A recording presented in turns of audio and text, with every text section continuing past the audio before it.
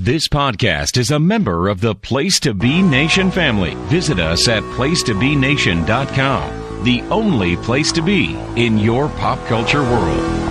Broadcasting from the state-of-the-art L-shaped studios at beautiful and serene Ho-Ho Loon Plaza in Vancouver, British Columbia. Greg Phillips and Nick Duke are the Hard-Traveling Fanboys. Hard-Traveling Fanboys! Hard-Traveling Fanboys! Hard-Traveling Fanboys! Hard-Traveling Fanboys! Hard-Traveling Fanboys! Hard-Traveling Fanboys! Hard-Traveling Fanboys!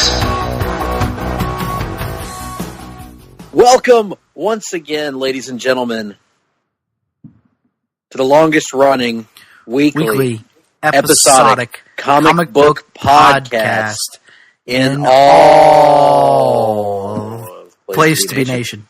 You're fucking with me again. No, whatever. I am Greg Phillips, that voice on the other end. He's got a butt bigger than the Beatles. Is Nick Duke. And we are the Hard-Traveling Fanboys. That may be true about me, Greg, but as everybody knows about you, yes, you must admit you have a stinking problem. I can't deny that. I can't deny any of that. And we are, of course, the Hard-Traveling Fanboys. And we are coming to you live and in person for those listening on their podcast listening devices from the L-shaped studio in Ho-Ho Loon Plaza in Vancouver, British Columbia, Canada. And we are bringing to you the latest edition of the Hard Travelers for Hire series.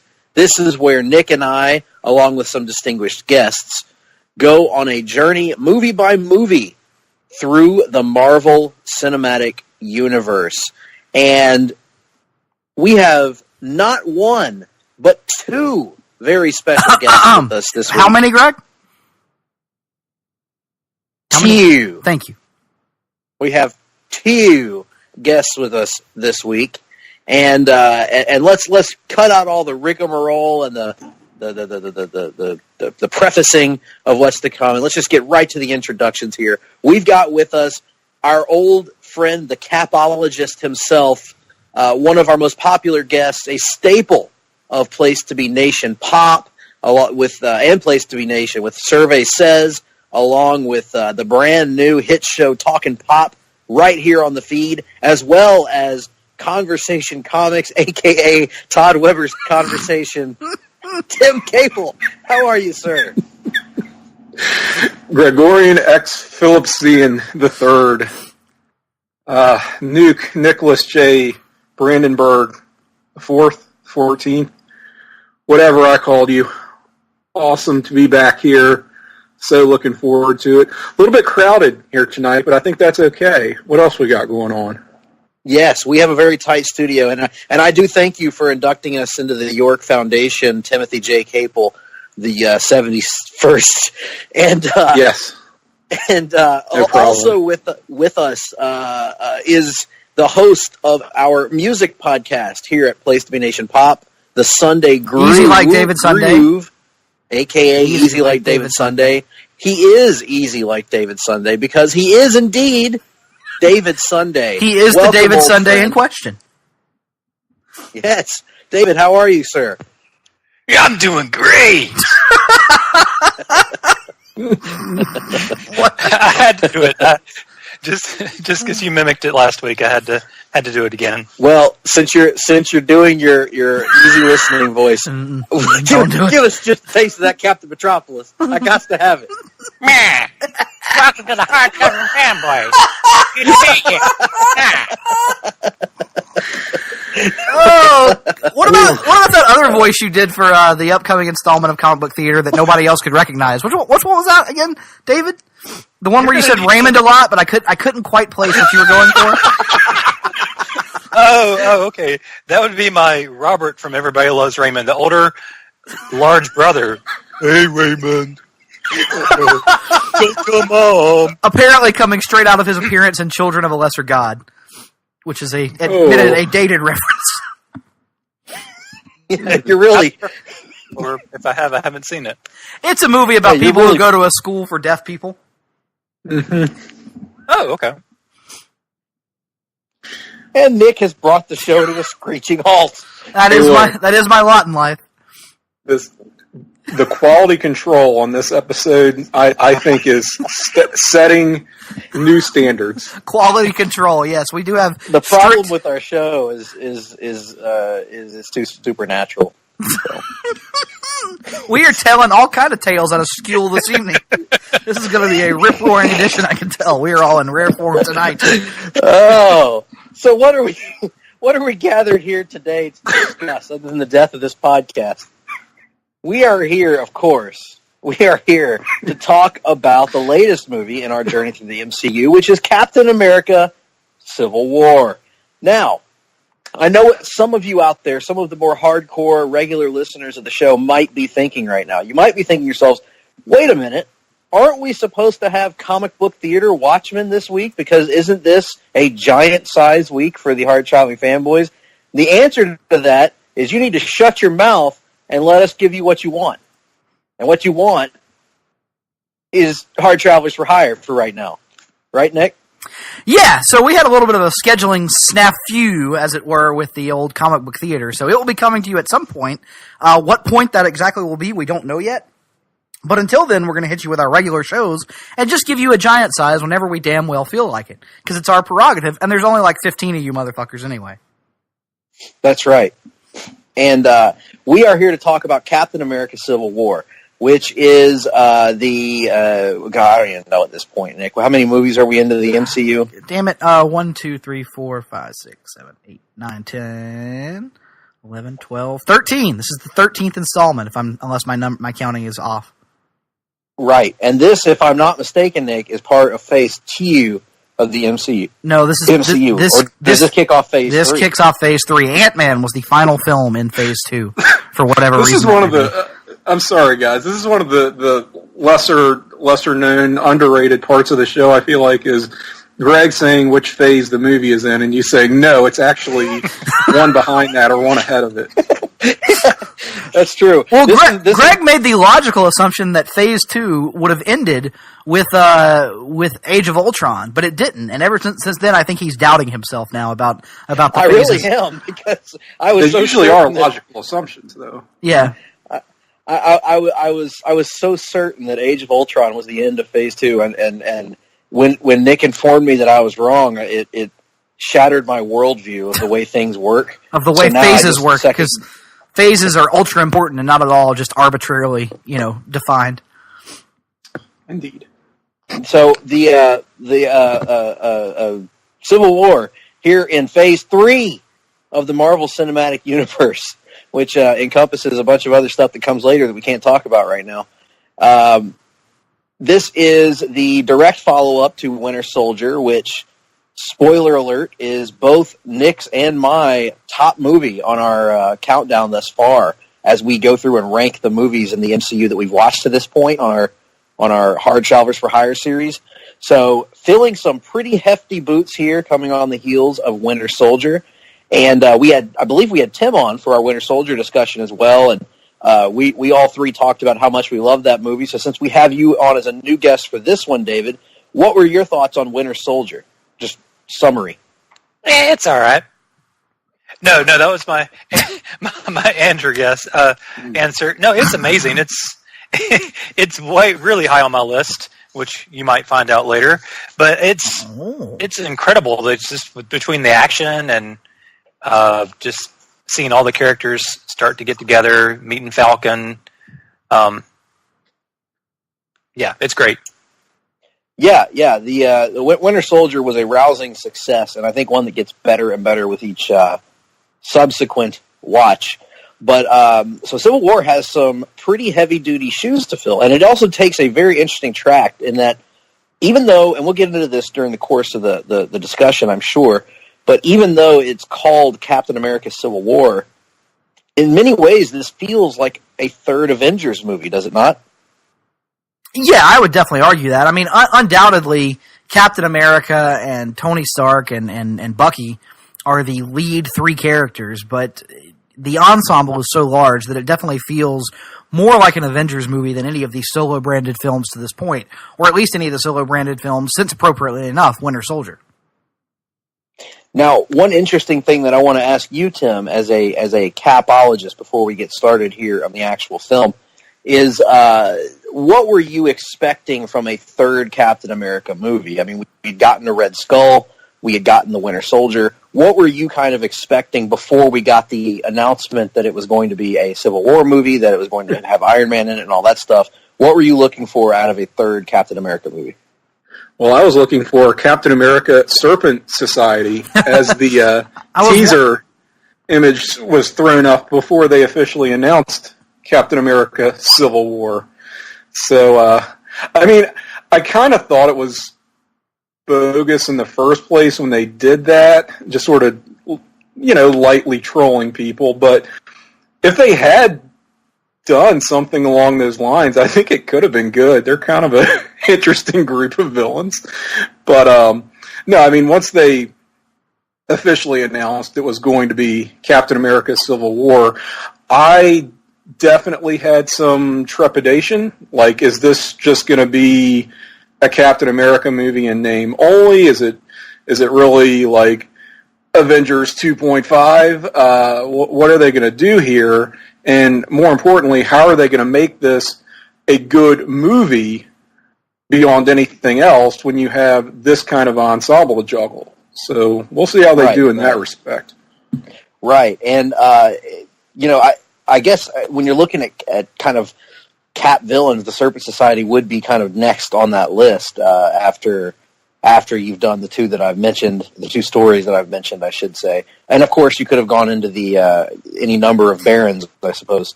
But which they did here. Which they sort of do. They sort of do, although I don't believe he's ever given the name Baron, right? He never becomes a Baron. Or does he? I don't know.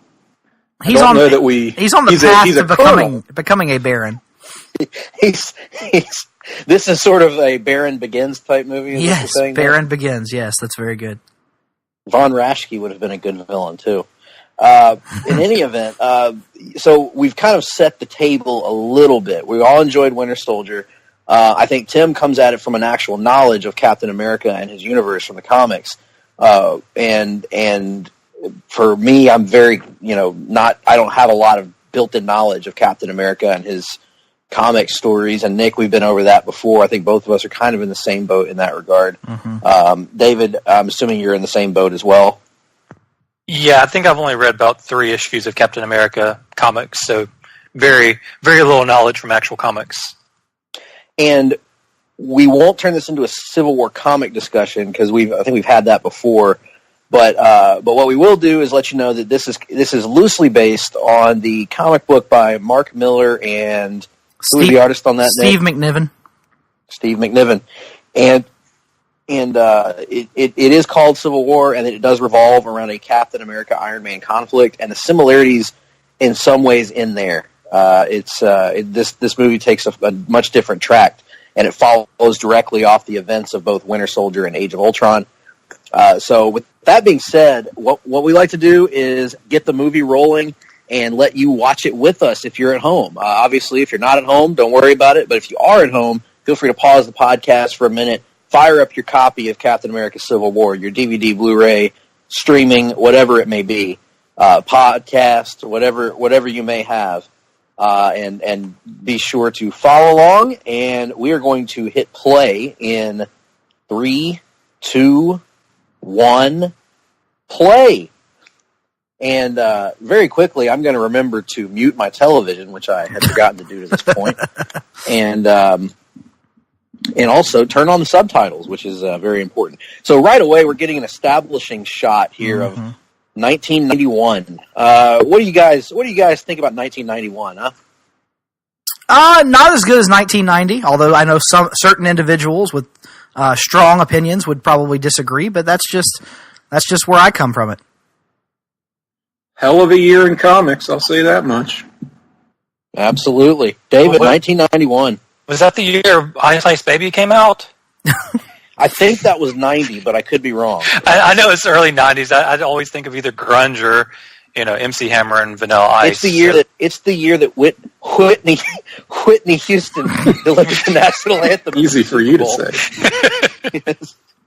I don't know how to use subtitles on this thing. There we go. Okay. Subtitles. I am watching this on Netflix, by the way. This film Me is too. Oh, I forgot it was on Netflix. Yeah, I'm actually watching my This is digital the- copy, but yeah. This is the first MCU film, to Tim's point, that is available for streaming on Netflix. So, And each subsequent one since then has been placed on Netflix. So right. So, if you'd like to follow along, Netflix is a good place to go. Here is we get the reveal right out of the gate. And this had kind of, I think, been spoiled in the trailers, if I'm not mistaken. But we get right out of the gates a glimpse of Bucky Barnes after having been transformed here into the Winter Soldier in 1991 Siberia. It appears. yeah, suggested that he has been on ice for some time and is being brought out of suspended animation for his next mission, which we're now seeing glimpses of. So Ice Ice Baby was appropriate then. Yes, very much so. Very much so. And given his martial arts skills, the Ninja Turtle rap could have also been yes. appropriate. Or Go Ninja, Go Ninja, Go. That's true. I really love this framing device that we see in the movie here, where we start out with this shot of Winter Soldier fulfilling this mission that we really don't know what it is. He's picking up these blue IV packets, what appears to be IV packets anyway, and we don't really know what the significance is of the car or the scene, and it's something that we see revisited throughout the film. Really enjoy that framing sequence and how it ties into the greater story. Very cool kind of cold open to this movie, where it's not what you would expect coming into this, assuming you have any sort of expectations other than it's a big superhero jam up movie. But there have also been enough of these at this point where you're kind of used to seeing that Marvel logo pop up before you see anything else, and so to have an actual bit of the movie here, I don't know if they had done it before to this point, but if they hadn't done it very often, and it is, I think what you're saying, like you're saying, a little bit jarring and a little bit unexpected way to start the movie. Mm-hmm. It makes it stand out from the crowd and makes it seem like a bigger, more important. Not more important, but it makes it feel like there is something different about this movie that is not going to be your cut and dry, typical superhero romp that you might expect, and I appreciated that. So I have to be honest. The first time I saw this movie, I was kind of taken aback by starting the movie with Bucky as the Winter Soldier, because I feel like he was kind of underserved a little bit in First Avenger, but ultimately it doesn't really impact in a negative way at all, because this movie does enough to get you to understand and know and care about Bucky to the degree that I would argue that you really don't have to have seen the First Avenger to get. I mean, there are nice little nods here and there, but if you haven't seen the First Avenger, I think you're fine just being dropped in here as long as you've seen the Winter Soldier. I would mostly agree. I think it helps to provide a greater understanding of the Steve and Bucky dynamic. So I think you can get some added value out of having watched it, but I don't know that, like you're saying, I don't know that it's necessarily essential. Right. I think there's a lot that is assumed of the viewer going into this film. Like, I mean, you certainly have to know who the Avengers are. Yes. As we'll get to later, probably need to know who Spider-Man is, at the very least. But we're not there yet. We'll be coming up on that soon, not to jump ahead here. But it's just there is a lot that is assumed of you as not just a comics fan necessarily, but at least a viewer of the Marvel Cinematic Universe up to this point. Not that you've seen every movie, but Avengers, yeah, Iron Man, probably some Cap. So, I mean, it is very much a sequel in that respect. And then you certainly have to have seen the Winter Soldier, I think, in order to really grasp the emotional stakes of this movie and some of the decision-making by characters like Cap. in particular, Cap's decision making in this movie. I feel like you have to know the backstory that was provided by Winter Soldier. Absolutely. David, what about you? Do you feel like it's essential that you've seen at least Winter Soldier going into this one? Oh, of course. Winter Soldier's, you wouldn't know who Falcon was. You wouldn't really care about Bucky as much. Just so much stuff from Winter Soldier kind of, well, even the guy we'll get to in a few minutes, shows back up for Winter. So it's really important. Yeah, and right now we're jumping out of the gates here with the first big action set piece. Love this scene. Scarlet Witch assisting Cap into the building. This is just a great example of the Russos and their superior action scenes. They really stand out in the lot of the MCU. If I was ranking my 5 favorite action sequences in the MCU, probably 4 of them would probably come from the Russo brothers. And this is probably one of them, actually. I absolutely love this one. And it's also a good usage of a villain that I know you have some affinity for, I believe, Tim, which is Crossbones. Yeah. I'm somewhat torn on this entire scene. I will say I love just the opening action that we get out of this. Like you said, the great fight choreography and direction. Everything's very clear. You have a sense of where things are in relation to one another, which is pretty important in scenes like this. And yet often gets kind of underserved a little bit, I think, in a lot of these movies. Right. There is a little bit of like shaky cam, but that's, kind of par for the course with any modern action film. But most importantly, you can see what's going on. Like here we see Natasha kicking ass. We know exactly what she's doing, who she's up against, the odds against her. It's great. And she's now engaged in some fisticuffs with one Brock Rumlow, Crossbones, from the comic. I'm not thrilled with his reinterpretation here as like this extreme paintball enthusiast he looks like. He's got like these weird gauntlets. I get it. It's so he can really, stand toe to toe with Cap. On the one hand, I like that they're tying off this loose end directly from the Winter Soldier. I really enjoy that we're coming back to him and seeing this character. But I think he is a little underserved here. Like, he's been built up as a pretty big bad for comics Cap. So that's just a minor quibble with me as like the comics Captain America dork that I am. I almost wish this had been a character like some mook like Flag Smasher or the Zodiac. That I started to say the comics team, the Zodiac, not the Ed Leslie gimmick. Not Ed Leslie? Yes. Let's go with the Ed Leslie gimmick. Let's see Cap versus the Zodiac. What about Booty Man? Booty Man would work. He would work well, too. The Butcher? The Butcher, the Man with No Name, the Man with No Face. Yeah, it's a whole team of jobbers. Disciple. Yeah. Just job guys to Cap keeps defeating him, and each time he comes back is a different one of his gimmicks. That's right. I feel like that would be a Mark Runwald plot. But yeah, I can see where you're coming from. I didn't actually know anything about Crossbones until these movies, so I kind of dug like the direction and how they built off from the last movie. But again, it's one of those situations where it's an ignorance of the source material on my end. Because I can see where you're coming from, especially his fate here, where I was not expecting them to kill him off because I knew enough to know that he has a strong tie to Cap in the comics. Now, his death does have an impact here and does make a big difference, as we'll talk about. While he himself becomes cannon fodder, it's done in a way that is a big, big deal and pretty much spearheads the whole plot of this movie and the conflict of this movie. So that I can get behind. Nice takedown by Natasha there. Almost a Hurricane Rana of sorts, which has become one of her go-to moves, in fact. And there's the tilt-a-whirl. Mm-hmm. She's basically been watching a lot of Rey Mysterio matches, it appears. Yes.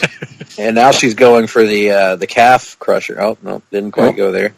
And one of the things that I always enjoy about these movies, Nick, is watching the Black Widow in action. Yeah, that's decent, fair.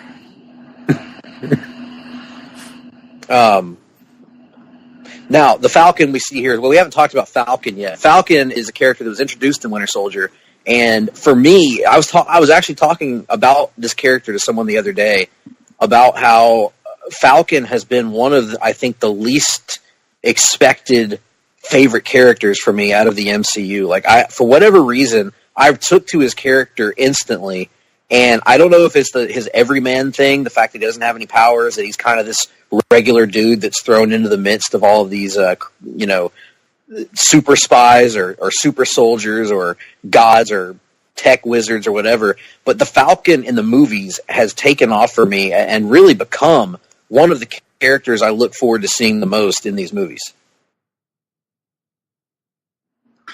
Yeah, he was sort of the big breakout new character coming out of Winter Soldier. Granted, he's Cap's sidekick, whatever, but there was a really good introduction to him. Didn't see too much of him in Avengers Age of Ultron, but I really did kind of like his cameo in Ant-Man. I like, well, more than a cameo, really, but I like the way that they did that. Just how he's not like this A-list Avenger who's meeting Scott Lang for the first time. He's sort of the B-plus player, if you will. And I don't know. I thought that gave a nice touch to his character, and he really gets he's well served by this movie. I'll say that. And here we just saw Crossbones explode and take out half a building, courtesy of Wanda, unfortunately. Yes, and Wanda, sweet dear Wanda, who is who is going to deal with the ramifications of this for quite some time, and kind of the event that sets in action everything that we were to see. And we're about to see, I was about to throw a question to you, David, but we are about to see one of the most incredible examples of de-aging I've ever seen in a movie. One of the best special effects in general I think I've ever seen in a movie. This is remarkable. It's almost uncomfortable. Yeah, yeah. Like, we see here the return of Howard Stark, obviously, who we saw in Ant-Man as well. But we're seeing a young Robert Downey Jr. essentially on screen, except it's the current old Robert Downey Jr., but they have digitally de-aged him, and they've done such an incredible job on it.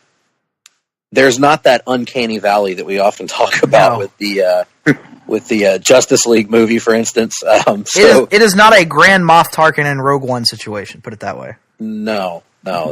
Just incredible work here. Before we delve into young Tony Stark here, Falcon, I know, David, we've talked about Falcon before. What about Falcon kind of stood out to you, and or is he one that you enjoy as much as I do? Oh, yeah. I mean, he's got, like, comedy is my thing. That's probably what I love more than most anything else. And he's got amazing comedic timing. From the beginning on the Winter Soldier, pretty much getting mad at Cap for saying on your left or on your right or whichever side it was. That scene just spoke to me so well. Just, I'm trying to think of other Winter Soldier things, but he just has the timing down so well. Him getting taken down in Ant-Man is just priceless. So I'm having a hard time really describing it other than the fact that, he's the everyman, but he also has the really good comedic timing, and that adds a lot. Yeah.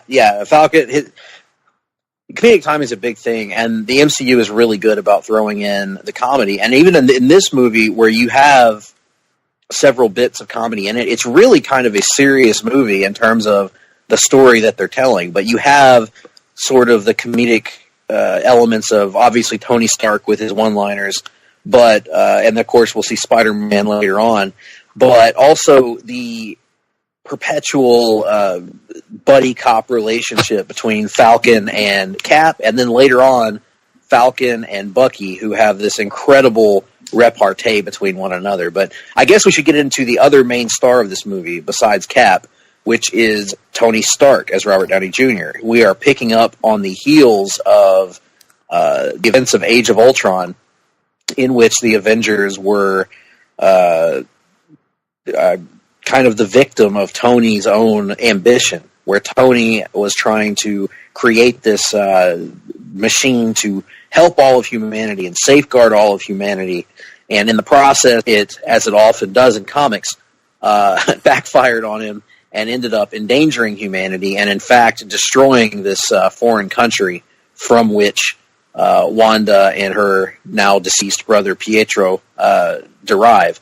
So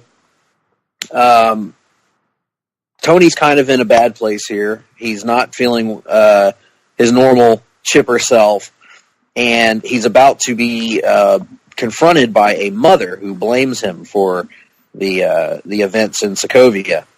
So this is setting up Tony to get his, I guess, mental well-being, his mental state at the time of this film, and set up his decision-making.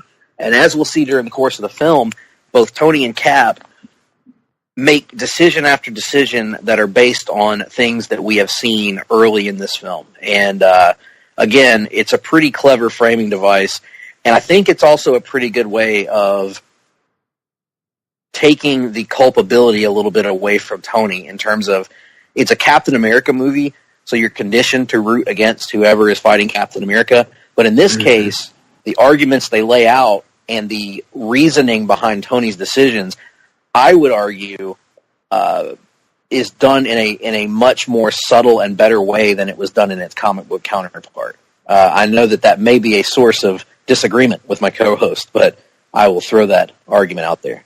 I like them both. I think it's done differently here, and it's equally, if not more effective. You could be right that it might be more effective, but I'm a big fan of the way they get there in the comic as well. I mean, there are other things in the comic that I can admit are not executed well, but I think the source of the conflict itself makes a level of sense even there.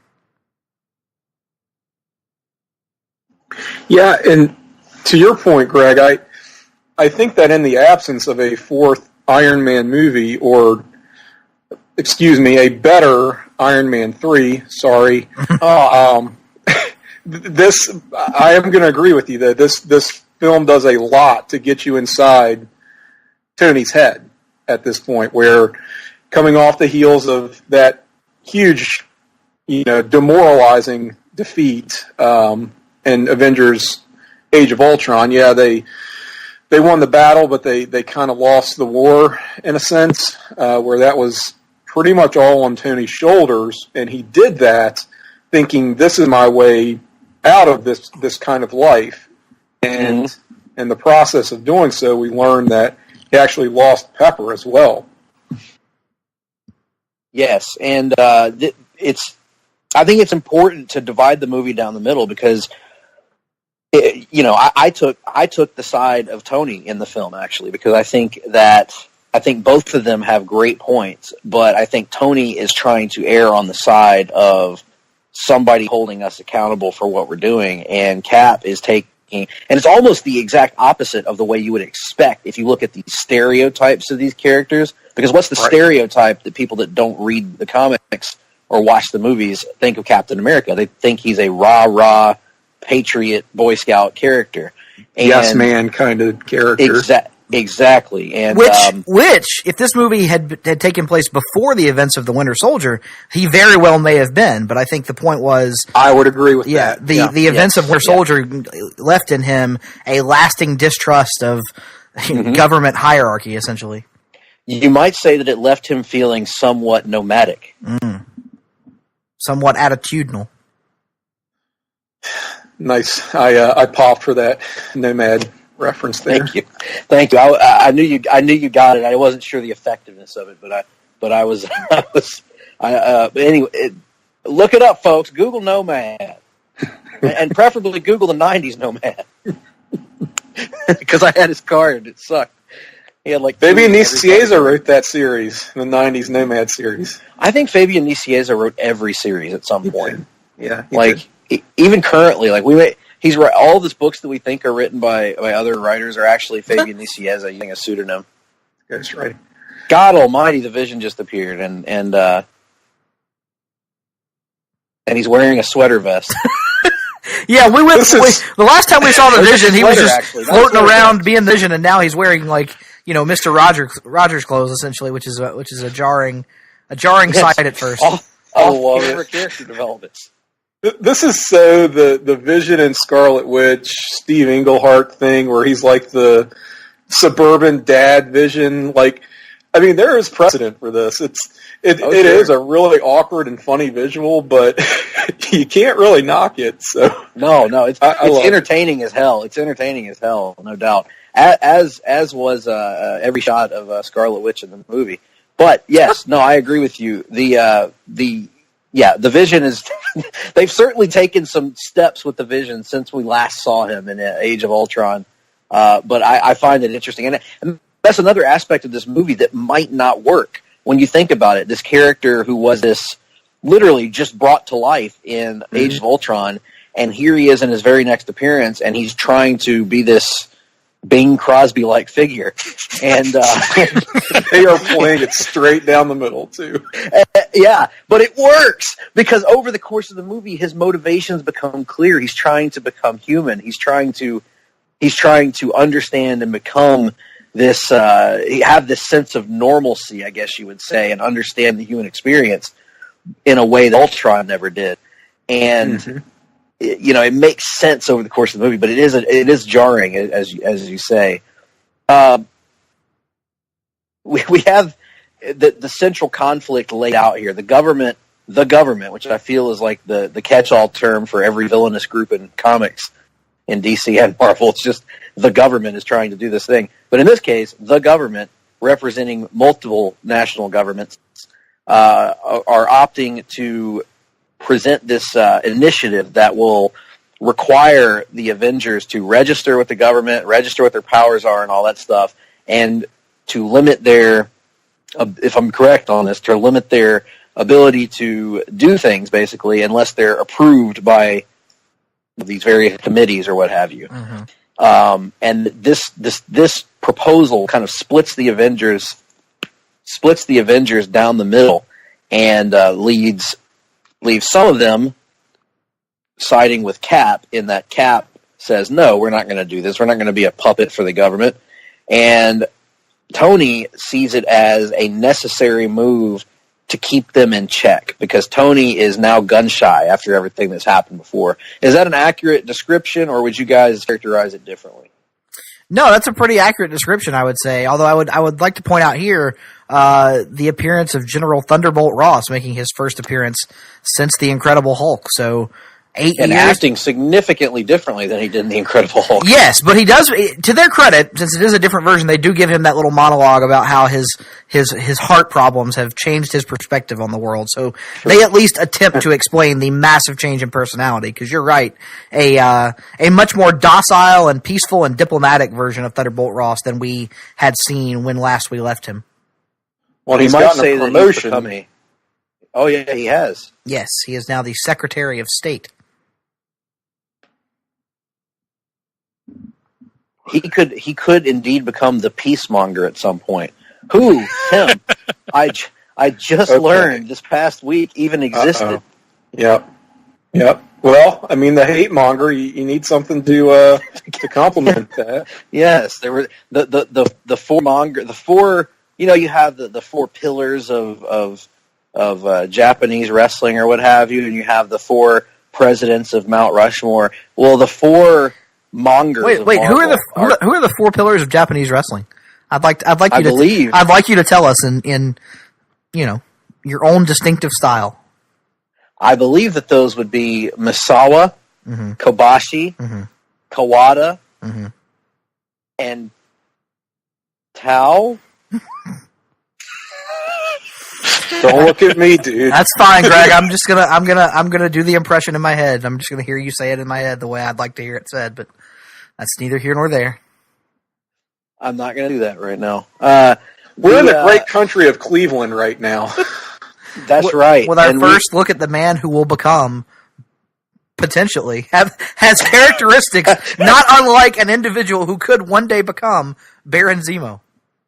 He gave some weird eyes back to that guy too. It was kind of like almost bedroom eyes. he gave to the guy. I don't really know why, but He's probably desperate when you find out what's happened to his wife and family. I mean, God. Were they hungry eyes? they were indeed. Now, this is a pretty cool freaking scene, by the way, because you've got this almost this like the escaped Nazi soldiers from World War II. This is like an ex Hydra guy, right? Who is hiding out, and Zemo finds him. We don't know who this guy is at first, obviously, that finds him and strings him up and is torturing him. So actually, you're like, hey, why not torture him, right? Yes. Did you pick up on how he found this guy? No. Refresh me. He mentioned the files that the Black Widow leaked at the end of Captain America: The Winter Soldier. There you go. So we're seeing some ramifications from her actions there that are not entirely positive necessarily. So they've sort of cast some moral ambiguity on that activity, which I thought was some nice shading there in this, picking up on that. That's a great pickup, Tim, because this movie is layered with really clever and subtle shades of gray writing. Like Vince Russo would probably masturbate to this movie because of the shades of gray, but in a good way. Not that there's a bad way to masturbate, I suppose, but Well, if it's incestuous, I mean, these are his brothers who. I would suggest oh my that. God! Boom! You're right. Joe and Anthony Russo, who directed this film, they claim that they are no relation to Vince Russo. Well, they don't claim it, I'm sure. Other people on their behalf claim they're no relation to Vince Russo. But do we know that to be true? No. And so Vince Russo, who was a fan of shades of gray writing, would probably enjoy, perhaps sexually so, a film in which there are so many shades of gray. Because, to your point, it casts even some aspersions on what Black Widow did in the last film, but also we're left having philosophical debates between the heroes here, and everyone's kind of raising good points. There's also the aspect of Zemo himself. God, it's awfully hard to just outright hate Zemo because his motivations make sense. And in that way, I think that's another way that these Captain America films separate themselves from the pack in the Marvel Cinematic Universe, because the villains have these sort of three-dimensional motivations in both Winter Soldier and in particularly in Civil War. Yes, and what we're seeing here is something I would argue we never saw in Civil War, the event comic itself, which is the Avengers sitting together, sitting down and talking. I mean, it doesn't make for great filmmaking necessarily, but they're having a rational, albeit passionate, but measured conversation around these issues. It's putting the civil in Civil War, right? Absolutely, which is also the name of my upcoming folk rock album that I'm putting out here in a few months. Putting the civil in Civil War. It's a long title, admittedly, but yes, you are correct 100%. The only one kind of being a little less than civil is Tony with his passive aggressivism here, but at the same time, that's just him being him. He's kind of an asshole, and we love him for it. But great. I agree completely, Tim. This address. I think this is one of the reasons why I feel this whole thing works better as a film than it did in the comic, because it's tighter, and yet even though it's a tighter time frame that they're working with, they maximize their minutes, if you will, by giving us the multiple perspectives and having these heroes talk to each other as friends would who had disagreements with one another. And, of course, it's going to evolve far beyond that and devolve far beyond that. But and that's also, you brought up another interesting point. I'm actually a fan of these scenes in the movies where they kind of sit around and have discussions. Nick, we've talked about that before. David, I know that you are a huge fan of action and getting things going, but what do you make of these scenes where they're kind of slowdowns in the film and they're kind of trying to hash things out? Well, actually, with me in these Marvel movies, I've become more of like I love the action scenes and all of the comedy scenes, but just the character moments. So I actually really dig these kind of scenes like this where it slows down a little bit, and I know that's controversial or not controversial, shocking coming from me, but I do like it when it slows down like this and they talk and just see them interact as they would when having this kind of not argument but discussion. Yeah. Now, Nick, what is your reaction to David saying that? It's one of shock and awe, quite frankly. But, you know, if David can change and I can change, maybe we all can change. But I mean, I'm still... Who, have I changed? No. No, I have not. I mean, I'm still not going to sit down and watch the Lord of the Rings movie or anything of that length. But, what about Gods and Generals? Oh, hell no. No. What is is that, like 4.5 or 5 hours? I think it's over 5, because I distinctly remember it being the only film I've ever seen in theaters that actually had an intermission. Now, David, what if it were Gods and Generals, but all the Civil War characters were replaced by 40s gangsters? Oh. Would that appeal to you on some level? I mean, it would take me 5 days to watch it, but I mean, I would watch it. 5 days. You're funny. An hour a day, Nick. That's why it would take him 10. Oh, come on. Gosh. Oh, so okay, all right. This is just heart wrenching, is what this is. Good Lord.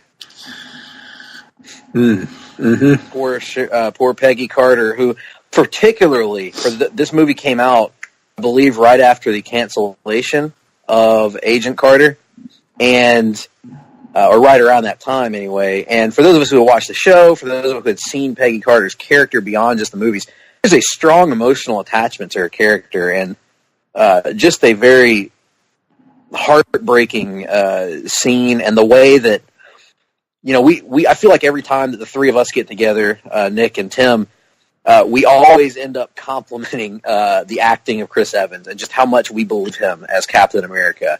And I think nowhere is it more evident than in these scenes when he's going through this heartache that is also creating in him a crisis of conscience. David, since this is the first time we've had you on to talk about these movies, give us your impression, not your impression. Or that as well. We can do that too. You know? Yeah, that could be somewhat unique. Actually, yes. First, give us your impression of his acting and the character Captain America, and then impersonate Captain America for us. Sorry, I have to gather myself for a moment. He is incredible in these movies. He sells the emotion. He sells just the everyman quality of him. I never would have expected to fall in love with his portrayal the way I did. Like when but the first Avenger happened, I never would have thought that would have been one of my favorite characters.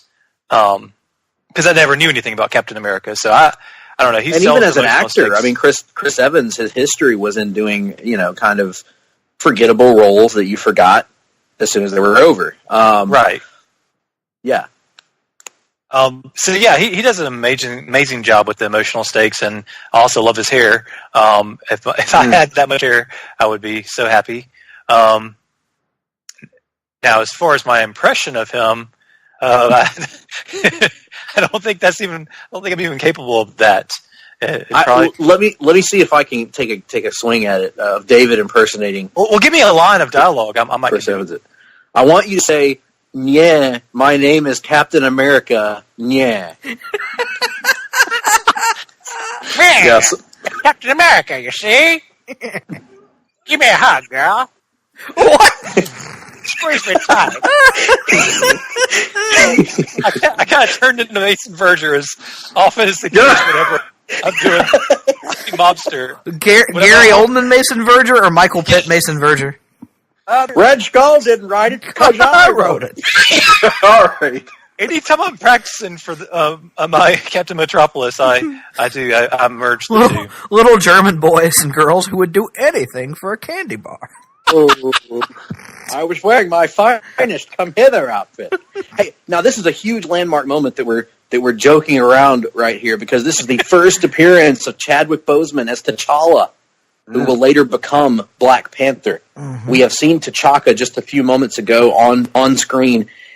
And this is Sans lazy eye at this point, which is yes, clearly not yet functioning vibranium eye. poison T'Chaka. He has got regular eye as opposed to lazy eye. Now it's kind of like, to me, it's kind of like Force Anakin in Star Wars. How I never really understood why his Ghost version would take up the old and feeble version of himself instead of his prime and youthful self. Why did the Force Ghost version of T'Chaka adopt the lazy eye? I think he was trying to appear to him, as in the most. I don't know. I can't answer that. In the most uncomfortable form. Perhaps the passage from the real world to the spirit world jarred his eye loose somehow.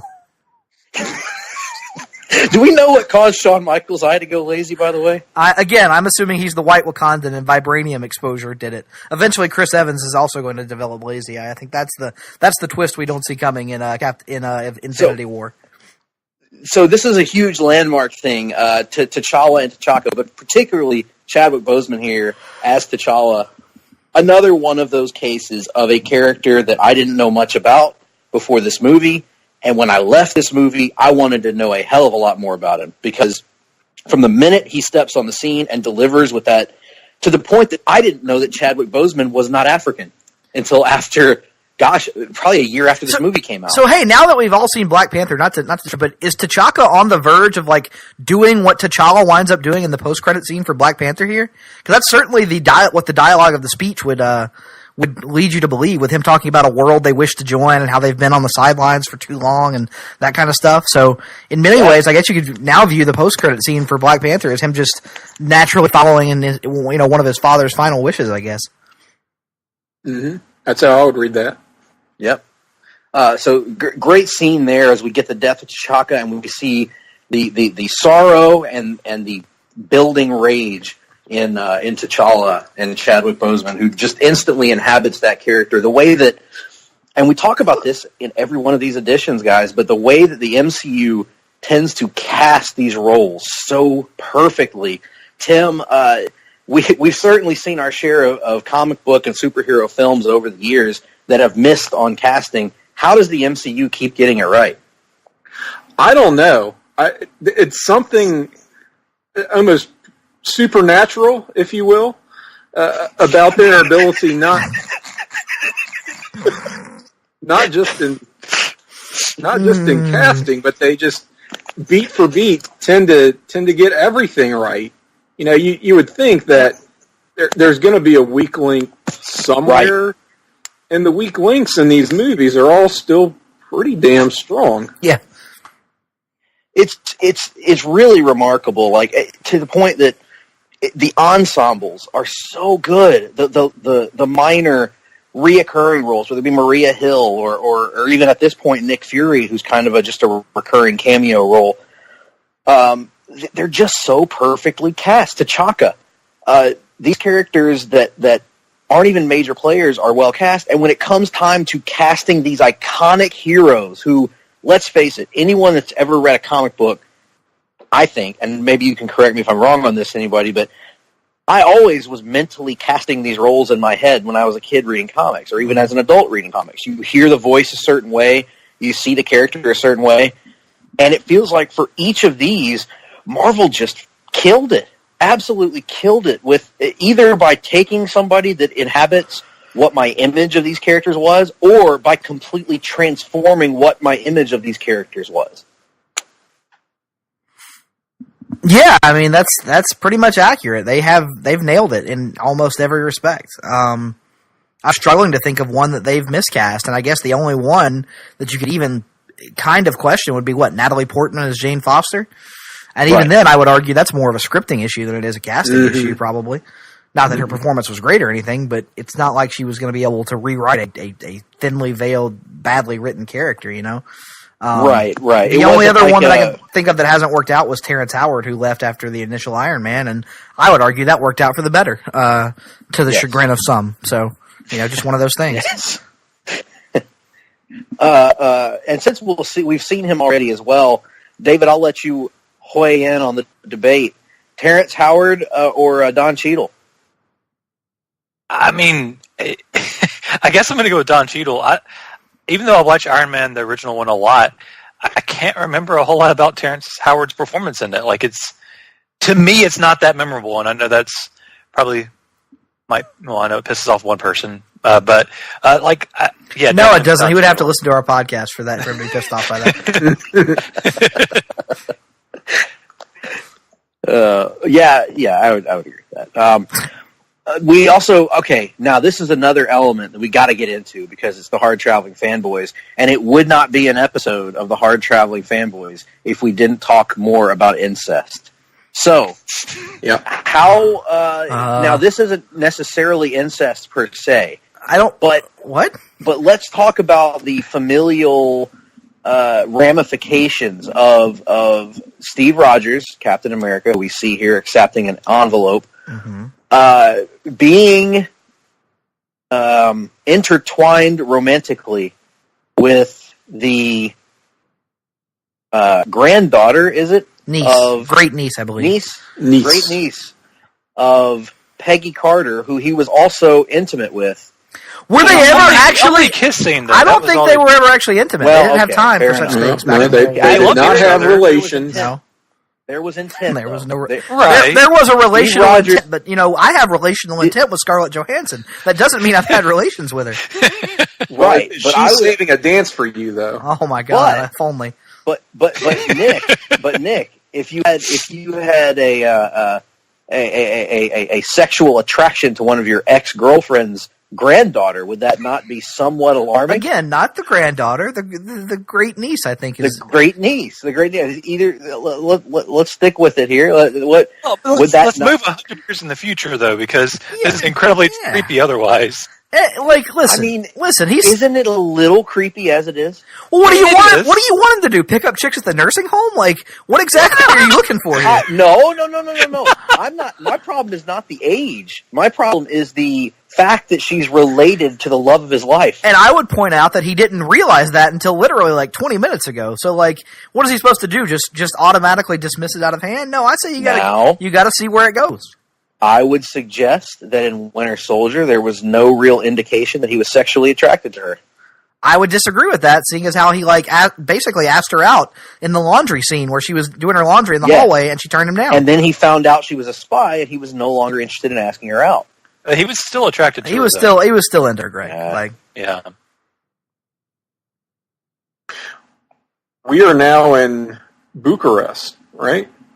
Yes. I love all the globetrotting in this movie. We started out in Nigeria, and went to the United States, and then got the scene in London. The Sokovia Accord signed in Vienna, Siberia. Yeah, there was Siberia. A little costuming thing I noticed during my most recent rewatch was the Winter Soldier wearing gloves in that one because he's paranoid about leaving fingerprints behind on just about anything because he knows people are looking for him at pretty much all times. That's what I took out of that scene where he was handling the plums anyway, is that he is wearing gloves no matter what. I thought that was kind of a cool thing.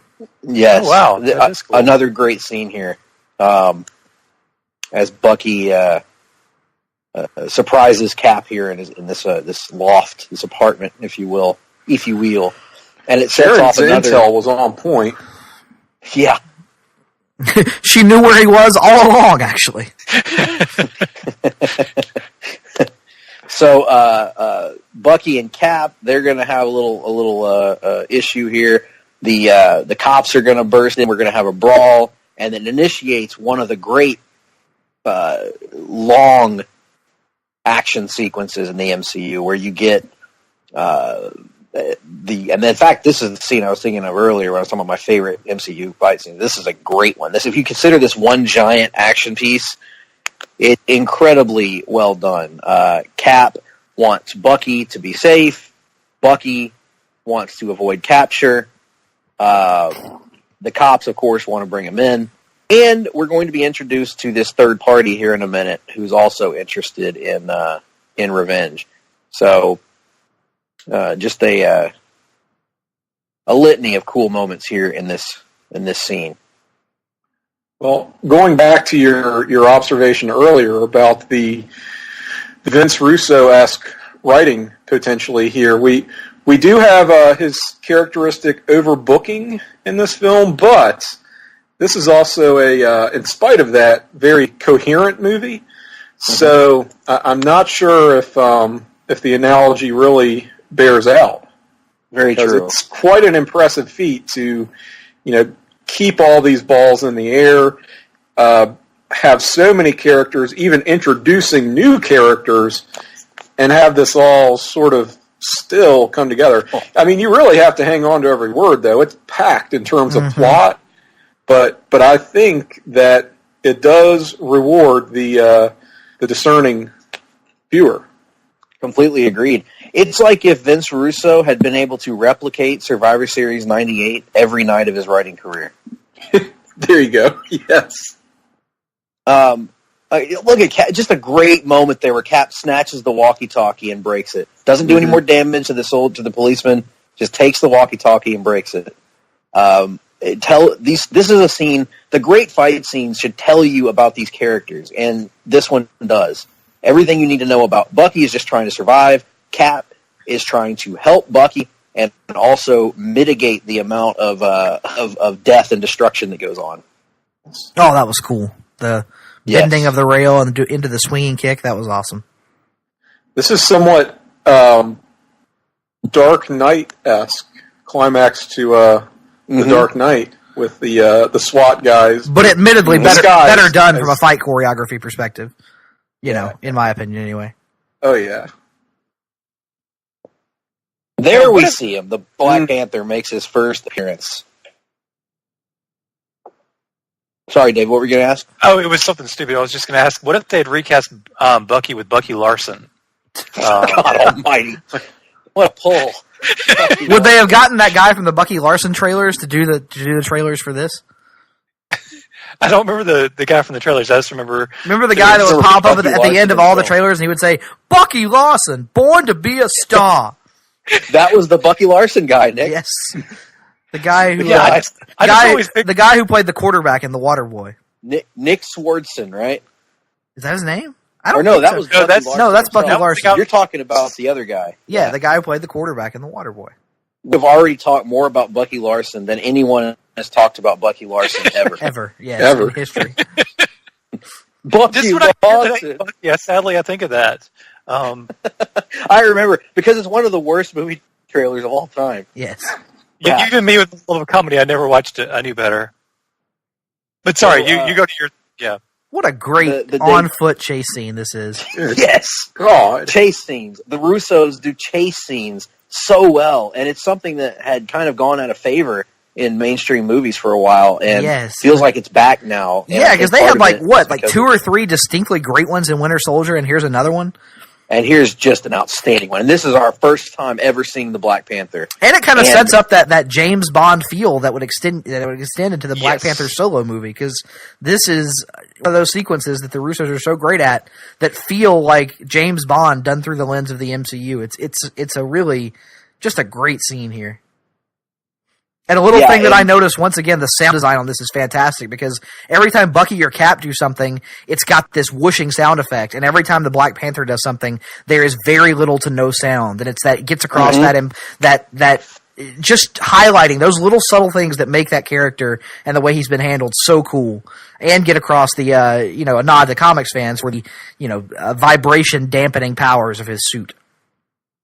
Yeah, for a first appearance of a character, it's hard to get much better than this, because if you come out of this scene and you don't think, holy shit, Black Panther's a badass, then I don't know what to tell you. Yeah, I remember we were all pretty instantly excited for the Black Panther scene. The motorcycle bit from Winter Soldier, too. Amazing. Yes. Great stunt. What were you saying, Nick? Sorry. No, I don't even remember. A scene like this, it strikes me how foolish it is to kind of wait and sit on the Black Panther so long and that's not a knock against this movie, but the fact that it took so long to introduce that character on film, only because he looks just so fucking awesome. Yes. And you have to do so little to make him look awesome. I mean, it's just a naturally great, very cinematic character design. and it just kind of didn't happen for so many years. God almighty. This is awesome. Yep. Cap. Oh, Cap Panther. with the slide out of the car. That's... And the showdown now. Got War Machine on the scene. Now we're all just sitting here watching the movie because it's gotten so good. I know. This is what happens. Not that anything before it wasn't moment. good, but good Lord, this is just like business has picked up. An old-fashioned Central American standoff, we call this. Uh-huh. Falcon not so just much. kind of That like... has been taken down. There's Falcon. Hey, I don't even know these guys. I was just My here. bad. My bad. That's on me. Listen, That's on me. and then instantly the nobility of T'Challa just taking his helmet off and exposing his identity because he wants people to know exactly who the hell he is. Your Highness.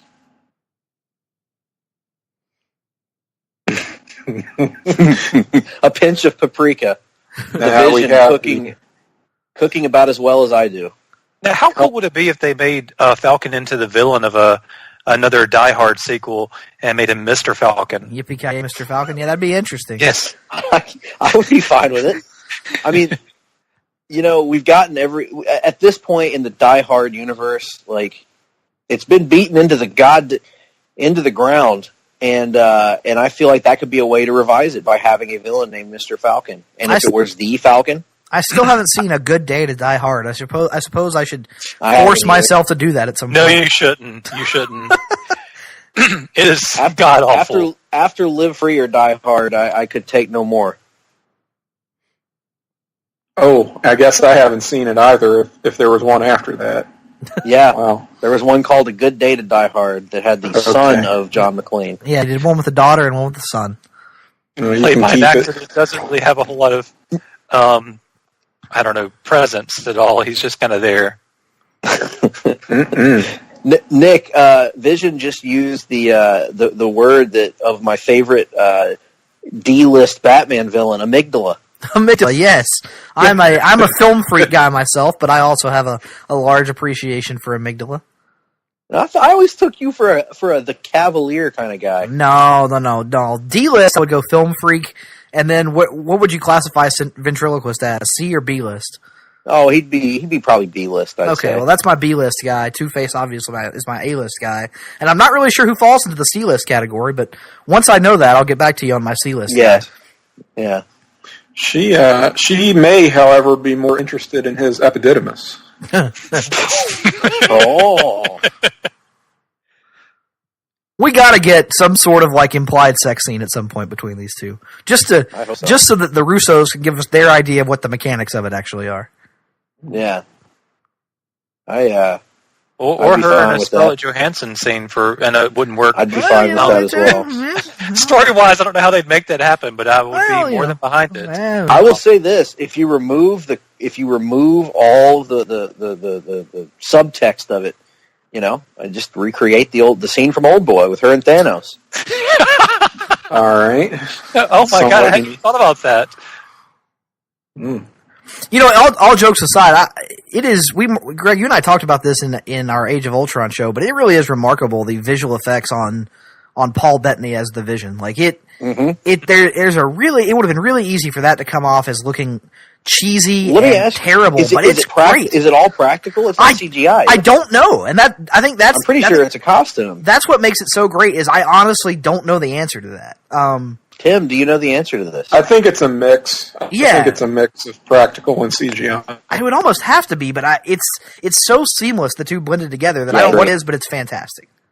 I just think it's outstanding that Paul Bettany started out doing a voice role and then had this opportunity to become a live performer in these films, because that was not like a logical through line of, Tony Stark's Jarvis AI becoming Vision. Like that's not that is not the origin of the Vision at all, and yet that's where we are, and it works so well, and I love it.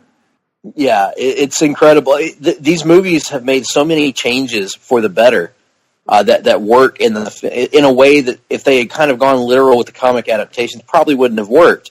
And all that makes sense to me. I mean, the way that they've gone with the Vision, Scarlet Witch, and her backstory. Because obviously with Scarlet Witch, you're handcuffed. You can't include the Magneto element. You can't include the mutant element. But they've done a good job through just a movie and a half at this point of making Scarlet Witch feel like a character that you can invest in and that you can care about. And here is our first meeting of Everett Ross. Oh, yeah. I was thinking about that watching this last night, that the conversation between Scarlet Witch and Vision, he talks about how they fear you, and was putting a lot of emphasis on that I think I really missed the first time around. It's very, very much the mutant metaphor, kind of as much as they can do that in a universe where mutants are not a thing. Mm-hmm. So I was somewhat impressed by that, because, her powers are so much different and on kind of a different playing field than the rest of her teammates, that it does make a degree of sense, him emphasizing that, and is a nice callback to her comics history. Totally. So, brief diversion here. What is the current status of Magneto's parentage of Quicksilver and Scarlet Witch in the comics? Didn't they retcon that out at some point? Yes. I believe it's currently not a thing anymore, but it's been gone back and forth on, based on my understanding, a few times over the years. So Tim could probably give you more on that than I could. But I think I read a CBR piece like 3 or 4 months ago that said it was currently no longer a thing. Right. He started out, Magneto was not their father. Then the retcon came in the 80s. He was their father. Now they have retcon of the retcon, and he is no longer their father. And it seems like a lot of that would have been done to just sort of distance those characters from not just Magneto, but being mutants, period. So it might find its way back in now that these issues are somewhat irrelevant. Yeah. I hope so, because I always like the parentage aspect, and I like the fact that they were kind of like the bridge between the X-Men and the Avengers worlds. Mm-hmm. But now we're seeing the conflict kind of the most brought to the forefront. The most Tony Stark breakup comment of all time. It's nobody's fault, which clearly implies that it's his fault. And here he is, like, just hand-waving away practically everything he learned from Iron Man 3, explaining finally why he didn't just stop being Iron Man, as was the implication at the end of the movie. Yeah, Which I am glad they followed up on that. Yeah, they thought they needed to, because it didn't really make any sense until they did. And that's all it took, just saying, I blew up all my suits, then I built another one, and another one, and, we had to get the staff back from Hydra, and then I had to build Ultron, and one thing led to another. Things got a little out of hand. I got dumped on my head. Don't you mean dumped on his noggin? We are seeing somewhat of a thaw here, teased at least between the two of them. Cap is hearing Tony's side of things. Yeah, I feel like, again, another great job of making both sides feel human and making both of them feel... Because at this point, to your guys' point, it's still hand-waving because, the end of Iron Man 3 seemed to imply one thing that wasn't really followed up on. But, again, I'm glad they addressed it. Yeah, me too. That's all it takes is at least acknowledging that it happened. Mm-hmm. It's weird. Even though Tony's excuse is weird, I changed my mind.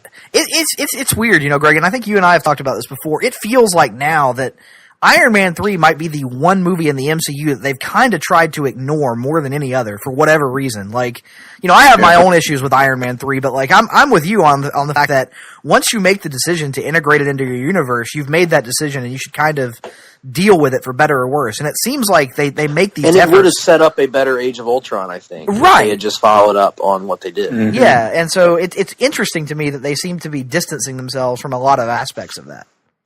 Yeah, you want to talk about retcons? That's a movie that's almost entirely been retconned. Yeah. Out of the MCU at this point. Cap is now pissed after hearing that Wanda is effectively under house arrest. He started to sign. Yeah, he was on the verge of signing until he casually dropped the Wanda bomb on him. Mm-hmm. Now, does everybody's viewing of the scene change at all with the later knowledge that you get that Cap? Because at this point you think, okay, Tony is kind of holding stuff from Cap still. He's not being 100% honest with him at all times. But then at the end of the movie, you find out that Cap's been holding this from Tony, this important thing from Tony for so long. Does that change your viewing of that scene at all? A little bit. Kind of has to. Like, Cap can't sit there and get sanctimonious about Tony, holding things back when he's holding back arguably like the secret of the biggest thing that's ever happened to Tony in his life. Like, that's, at a certain point you kind of got to admit your own fault there. And it's one of those things that, for whatever reason, Cap isn't really willing to do at this point. Yes, it robbed Tony of his chance to get closure with his parents, to get a level of reconciliation with his dad in particular that he was searching for, and Cap's been holding that back. So it's interesting to look at it from that perspective. It doesn't ever address how long he had known it, though. Did it? Did it ever? Like, it just said that he did know it. I was just curious when he learned it. Yeah, they never really explicitly say, based on my memory, but I get the impression that he knew at some point during the events of Winter Soldier. Essentially, I don't know. Okay. I don't know why I feel that way, but like that's kind of what I feel about it. I do too, and I'm wondering where I got that impression as well, because I thought that there was a line or somewhere it was made explicit that he learned that in Zola's compound. Oh yeah, the newspapers that they show when Zola is doing the whole monologue about how they've been affecting history, and it shows the front page of the newspaper about Howard and Maria Stark being killed in the car crash. And so I guess they don't directly say, "Hey, the Winter Soldier did this," but I think Cap is an intelligent enough guy to put two and two together at that point. He would have followed up on it if nothing else. Where does Helmut Zemo fit in the pantheon of names in the MCU? It's tremendous. It's no Eric Killmonger, but it's pretty damn good. Well, remember, Killmonger is just a nickname in the movie. That's true. That's true. Now, was Jeff Bridges ever actually an Ironmonger? Was that ever his name? Sadly, no. His name was Jeff Ironmonger. That would have been awesome. Actually, that's a good point, David. Obadiah Stane is still a pretty damn comic book name. I just like to imagine Zebediah Kilgrave as well. Yeah. What is that a thing? Possibly. Was there ever a Jedediah? Or a Hezekiah? Jedediah would be an Amish villain, I believe. But I think he was one of Cannonball's siblings in the New Mutants or something. What another just... He's invulnerable when he's blasted. And he's blasted.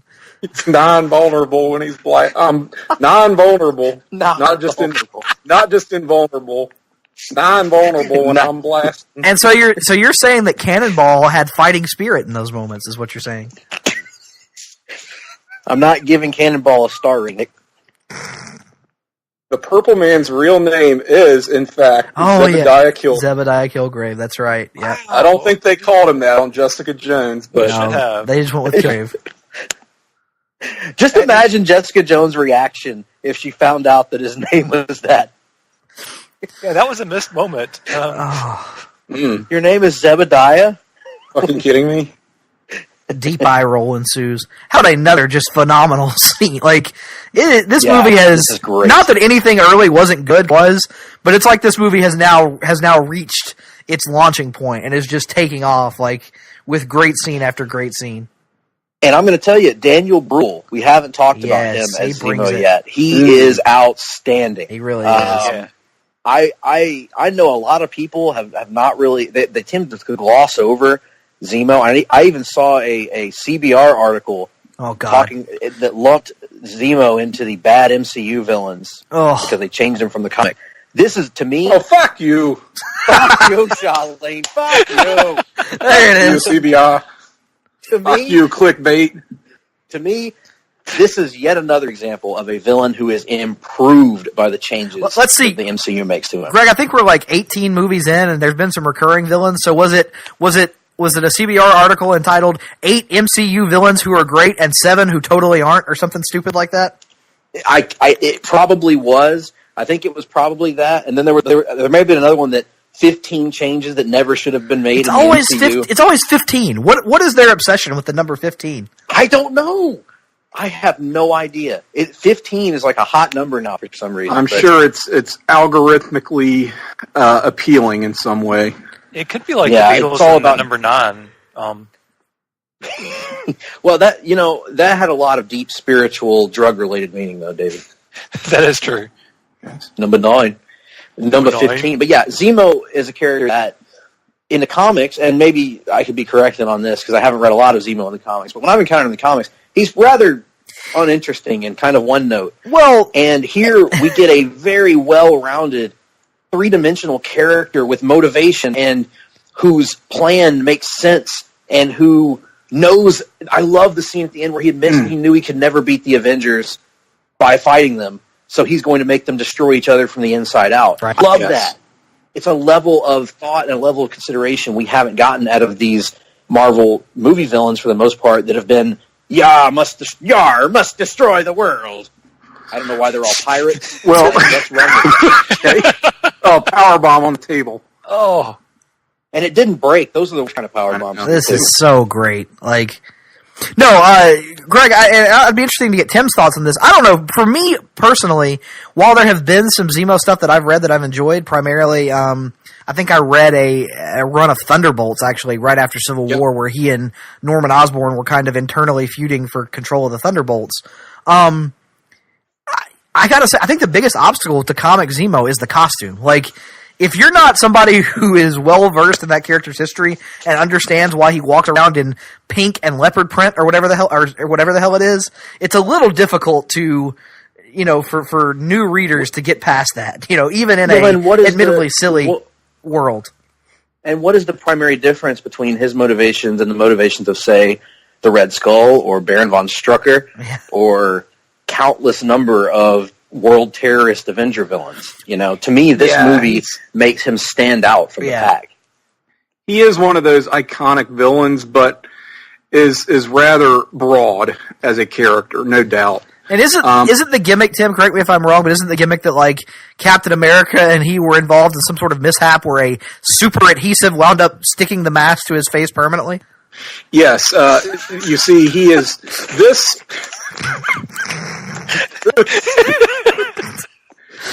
This Zemo who you're describing and who we're seeing in this movie, his father was the original Baron Zemo who died in battle with Cap. Right. His son comes along, and yes, it was called Adhesive X, and turned his face into. He was kind of the original Deadpool. I'll put it that way. Yeah. He's not a looker, not by any means. And that is his gimmick. Yeah, that's about all he's really got going on. Which is the same gimmick as the Black Mask has in Batman comics. Good point. There you go. He had a fight with Batman, and through a happenstance, his black mask got affixed to his face Through an unfortunate smelting accident. Isn't that how it always goes? Oh, I just spit all over myself. I was mid-swig. That's hot I right think we there. heard it too. And I'm not talking Ric Flair trying to say swing either. I was in mid-swig. Now there's some nerd eye candy of the moment is that mental image. So there we go. Yeah. But to say that the Zemo of this film is somehow not a faithful translation of comic Zemo, no, he doesn't have the look or the origin. But these things I think are kind of trivial ultimately because the character is there. Comics Baron Zemo is a schemer. He's not a fighter. He never really. I think later on when they did the again that great Thunderbolts run, he kind of came into it more. But the iconic depiction of that character, he's always been a schemer. And you look at the guy in this film, holy crap, what a schemer. Yes. It's one of those labyrinthine villain plots that could easily, but for one small error in the writing or one small error in the production of the movie, could come off as silly and over the top.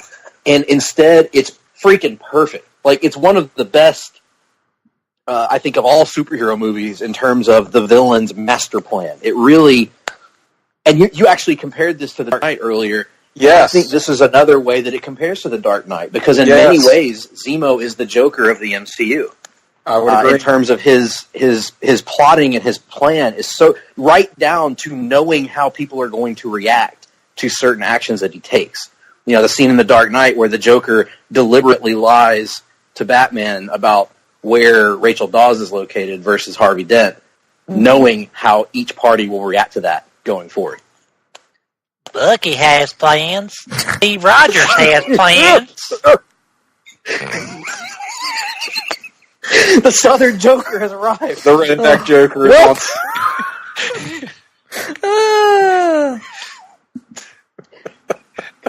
Come on, hit us with a little. Does it look like I have a plan, or do I look like a guy who has plans? Do I look like a guy with a plan? Now, how come they never offered Baron Zemo his phone call? That's what I want to know. You know, I bet he could have gotten his phone call. Like, I feel like Baron Zemo is the kind of guy that would have installed a cell phone into someone's stomach at some point. Does he want his phone call, though? Yeah, that's a great point. Does he want his phone call? Does he? I just wrote my phone. There it is. Is this Gold Dust's car, by the way? It would be later used, yes, to chase down, to be chased down by Roddy Piper as a result during the Hollywood backlot brawl. But I was going to say, actually, seriously, that Baron Zemo, that makes him so unique from the rest of the villains, and that's why I loved him so much in this, was that he was a schemer and not just a brute person or not just a boring person. Yes, and also another thing that I like about differentiating it is, and I realize I'm a sucker for this because I love the twist in Iron Man 3. I love the fact that these super soldiers we're seeing here now are kind of a red herring, because we're watching this movie. Isn't the inclination to think that these guys are going to fight Captain America and his friends later on in the movie? Yeah, they're going to be the thing that causes them to all, put their differences aside and come back together and realize that the whole thing was one giant misunderstanding and essentially, resolve the entire conflict by the end of the movie, which is not what happens at all, which is refreshing. And actually a nice parallel between that and Winter Soldier, because, at the end of Winter Soldier, all the things that have happened are in no way resolved. They're still in a very... the world is in a worse place after the dissolution of S.H.I.E.L.D. And kind of the same thing here, as the Avengers are irreparably damaged by the events of this film. Yes, and these super soldiers who you're hyping up in the scene by having one of them actually get the better of Winter Soldier, they just get wiped out at the end of the movie, off camera. The heroes arrive and all of these super soldiers have already been killed, basically, before they've even been brought into action. I thought it was a brilliant stroke, a really clever misdirection, and a good use of a red herring.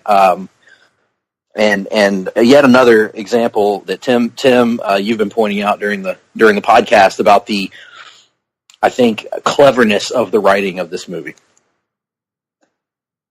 Yes, and it's one of those things that if they had gone the obvious route of using these guys and putting them under Zemo's thumb, that would almost be a bridge too far. I think they probably had the goodwill to pull it off, but at the same time, it's a little, okay, this is really comic booky now, Right. And it's more in keeping with Zemo's motivations and what we've learned about his personality, that he would just want them wiped off the face of the earth. Mm-hmm. He's not very nice touch. Yes, his character is not somebody that is going to pull an Ultron, for lack of a better word, and create something worse than what he's trying to destroy. He just wants to wipe them all out and take them off the board. Yes. Now, so we got Tony, we've got Black Widow here, we've got all these different sides are kind of being established here, and people taking sides. Were there any surprises to you guys about the sides that the characters took in this movie? Did everybody kind of follow along the lines that you expected them to? Character standpoint, I mean. I was a little surprised by Black Widow going the direction of, like, kind of falling on the side of the government. Like, I know that her story in Age of Ultron is kind of, she's trying to atone for past deeds and she wants to be held accountable and that kind of thing, but, like, I don't know, after her, I would think the events of Winter Soldier would have affected her much in the same way they did Cap, and that she would have responded to this in much the same way Cap did.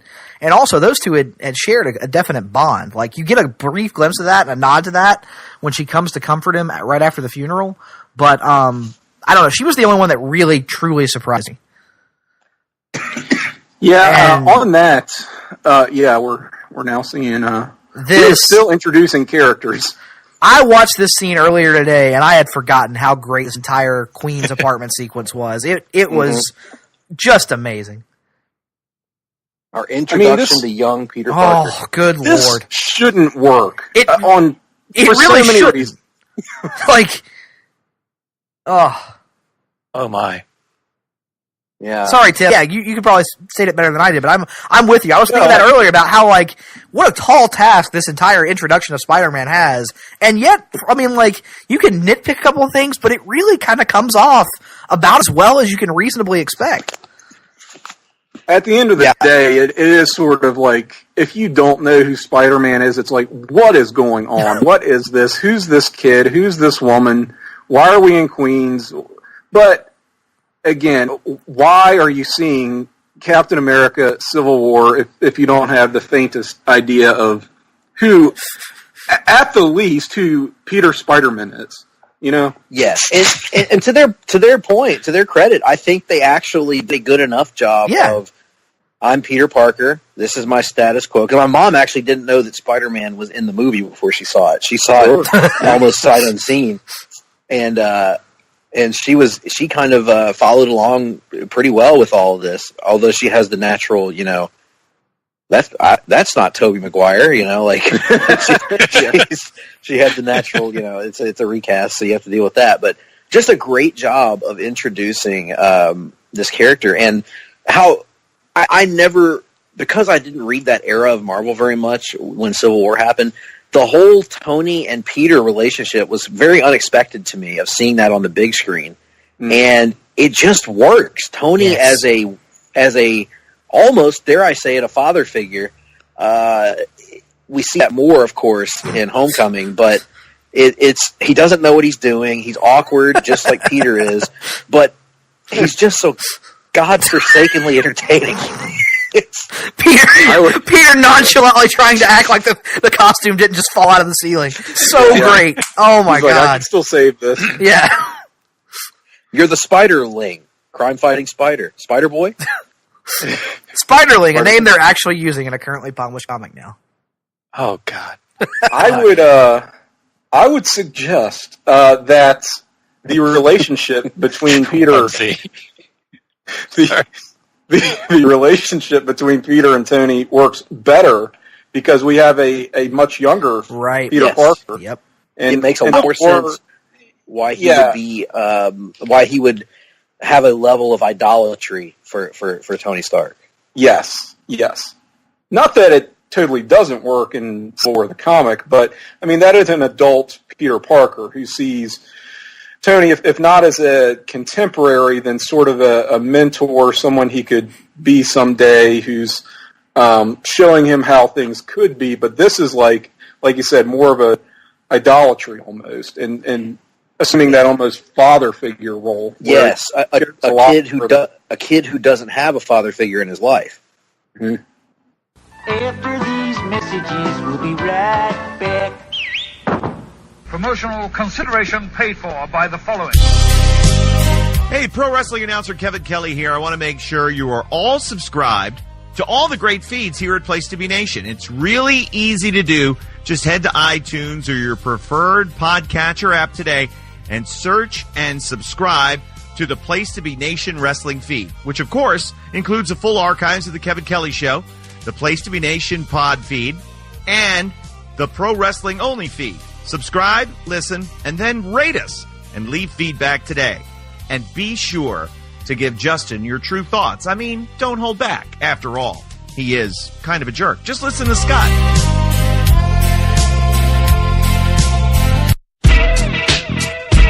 Place to Be Nation's JT Rosero and Chad Campbell here. We want to let you know that we have a ton of great podcasts available to you on iTunes, Stitcher, Google Play, and PlaceToBeNation.com, and we offer those to you on 3 great feeds. On the Place to Be Nation Wrestling feed, we bring you the Mothership, the original Place to Be podcast, as well as Main Event, Lucha Afterground, and our monthly pay-per-view reaction shows, as well as the Our Vantage Point podcast and Jeff Learns Wrestling. In addition to these full-length shows, we also deliver quick-hit pod blasts on topics old and new. Over on the Pro Wrestling Only feed, we dive deep inside the wrestling business with a stacked army of experts leading the way. The feed features potpourri shows such as This Week in Wrestling, Greetings from Allentown, Psychology is Dead, Puro Potpourri, Stacy and Elliot's Bogus Journey, and the Military Industrial Suplex. We also have shows that focus intently on certain topics like Letters from Center Stage, Space City, and NWA Classics On Demand Adventure, Through the Years, Strong Style History, Strong Style Story, and Mount Olympus. Plus, the feed has the full archives of legendary shows like Titans of Wrestling, Where the Big Boys Play, Letters from Kayfabe, and much more. And on our popular Place to Be Nation Pop podcast feed, we offer such great shows as the Glenn Butler Podcast Hour Spectacular, Rank and File, PTBN Dadcast, Go Home in a Box, NBA Team, and Lucha Undead, as well as a veritable podcast heaven for comics fans with the Hard-Traveling Fanboys, Sellers Points, Todd Weber's Conversation, Geek and Sassy, and Imaginary Stories podcasts. You can find all of these current shows plus archives of our past podcasts, including The Kevin Kelly Show, as well by subscribing to all of our feeds on iTunes, and while there, be sure to rate and leave feedback as well. All of these shows, plus others, available on PlaceToBeNation.com, where we cover pro wrestling, sports, movies, comics, plus in-depth stretch projects and more. Be sure to support our site by using PlaceToBeNation.com/Amazon when shopping online, and download our free PTB Vintage Vault Refresh ebooks via the links on our site. We also want to thank our friends at Bonehead's Wing Bar in West Warwick, Rhode Island, and Fall River, Massachusetts, TheHistoryOfWrestling.com, and Scott Keats' Blog of Doom. Be sure to follow us on Facebook, Twitter, Instagram, and Tumblr as well. PlaceToBeNation.com, the only place to be in your pop culture world. Now back to the show. On PTBN Pop. So I'm just sitting here watching the scene. Oh, I know. Yeah. As far as how the different sides shake down in this conflict, you know, I will say this about Natasha. I almost said Scarlet Witch, but it's so Black, confusing. I know. We all do it, I think. But Black Widow, she has a pretty good line, which she may have already said it. I don't know, but she says something along the lines: just because it's the path of least resistance, it doesn't mean it's the wrong path. Mm-hmm. And I think that her stance is it's pretty true to her personality. You know, we've seen that she's so utilitarian and really well practiced in like navigating all those different contradictory, thorny issues and different viewpoints. So it's not so much she really lacks conviction in what she's doing, but she's the type of person who's going to place herself in whatever role is going to maximize, right, her ability to affect the change she wants to keep going. I like where this is going. Yeah. So I like this line of thinking. Be the change you want to see in the world. She's gonna, whatever it takes to do that, that's where she's going to insert herself. Quite frankly, I would suggest that those principles, those core principles you just talked about, is why Mid-South Wrestling was the hottest territory in the Mid-South in the 1980s. Mm.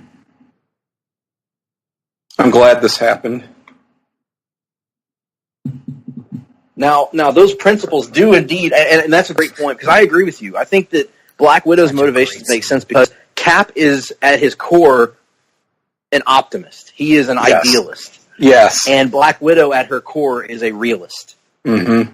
And so she is not going to, her natural inclination, I should say, is not to side with the most ideal solution. Her natural inclination is to side with the solution that makes the most sense and will likely result in the best case scenario. And in her eyes, Tony's solution just makes more sense. Well, and even if ultimately she agrees with Cap, right? She's not above undermining the position that she's in, which we will see a little bit of later. Mm-hmm. So she's very savvy in that regard. Yes, and very conflicted, because perhaps there is no character on the team more conflicted perpetually than Black Widow. Mm-hmm. So a really good job here. And here we see Hawkeye. Poor Hawkeye goes through all this damn effort, and now she's stonewalling him. I like the way he's written in this better than Joss Whedon wrote him. Not that he gets as many lines, as much attention, but I don't know. Something about it just feels a little bit more natural to me. One of the most one-sided contests probably ever. Hawkeye against the Vision. Yeah. And it's so Hawkeye for him to do this. I will say, I really appreciate how this movie leans into kind of the, I don't want to say bumbling, that's the wrong word, but the overmatched. The perpetually overmatched, almost hopeless in his positioning in the team version of Hawkeye, where he's just the sort of the Matt Fraction Hawkeye, where he's just perpetually in situations where he's just out of his depth. Yeah, bro. Bro. Yeah, bro. That was my favorite thing from the Matt Fraction one. I wonder when we're going to get the bros on screen, if ever. The Russian mob. That was fucking cool. Yeah. There is a open. If they're having an open casting call for the Russians, David, they're opening to Hollywood. Yes, but instead of them being Russian, they should just be 40s gangsters, of course. Or redneck. Yeah, bro. Yeah, bro. Yeah. And Hawkeye should be a 40s gangster too. Yes. Yes, he should. And Pizza Dog, strangely enough, should have the voice of a 40s Dog gangster is as well. also a 40s gangster. I forgot. Looks like your dog Pizza Herschel. Dog, yeah. Like Herschel, yeah. Herschel's non-existent voice. I'm the boss around here, see? Yeah. Oh. Shaw with his badass cars. To answer your earlier And question, Cap with his 1960s Volkswagen Beetle. Yes. Go ahead, David. I side with Nick. Like I think Nick said it well, even though I definitely understand where Tim came across as well. Natasha was the shocking one for me, especially because of the bond with Cap and Winter Soldier. It sounds to me as if you're taking Nick's side and I'm taking Tim's side, and we're creating something of a hard-traveling civil war. Somewhat of a hard-traveling fissure in our assholes. Which could lead to a Rosebudian situation. Oh, there it is. And which could also lead to, well, anal bleeding. Anal bleeding. Well. Fuck. Oh. Is this technically a Hard-Traveling Fanboys episode? Or I guess technically it is, yeah. It's going to drop in April. We are in Love Month here at the Hard-Traveling Studio. Glad when it's over. Talking about things we love. Yep. I love this car is another thing I love. I love that. Did I just had at Cap finally getting to kiss someone? Yes, we haven't talked about that. One of my favorite scenes in the movie, not for the kiss, because I really don't care at all about Sharon Carter, but because of the reaction of Falcon and Winter Soldier in the car. Tremendous. Like, I love this scene. It gets me every time. And this movie, as we'll see in the fight scene that comes up, it makes me want to see Falcon and Winter Soldier in a buddy comedy. It has to happen. Oh, this is great too. Yeah, this is good. His reaction to Scarlet Witch is so perfectly Paul Rudd. I know you too. You're great. checking his width there. And it's such a minor thing that Paul Rudd, his Scott Lang, he always addresses Steve as Captain America. Yes. The full salutation. It's never Cap. It's never Steve. Not even Captain Rogers. He's always Captain America. Captain America. He's such a fanboy. It reminds me of Krusty introducing his guests. And hey, NBA Hall of Famer Hakeem Olajuwon.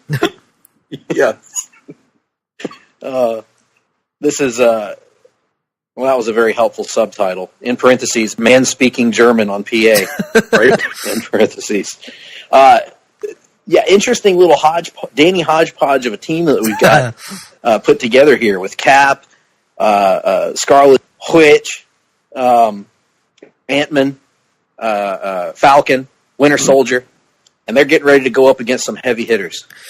Here we go. This is the arguably the peak of the movie right here. The Blue Woods, if you will. Oh. Mm.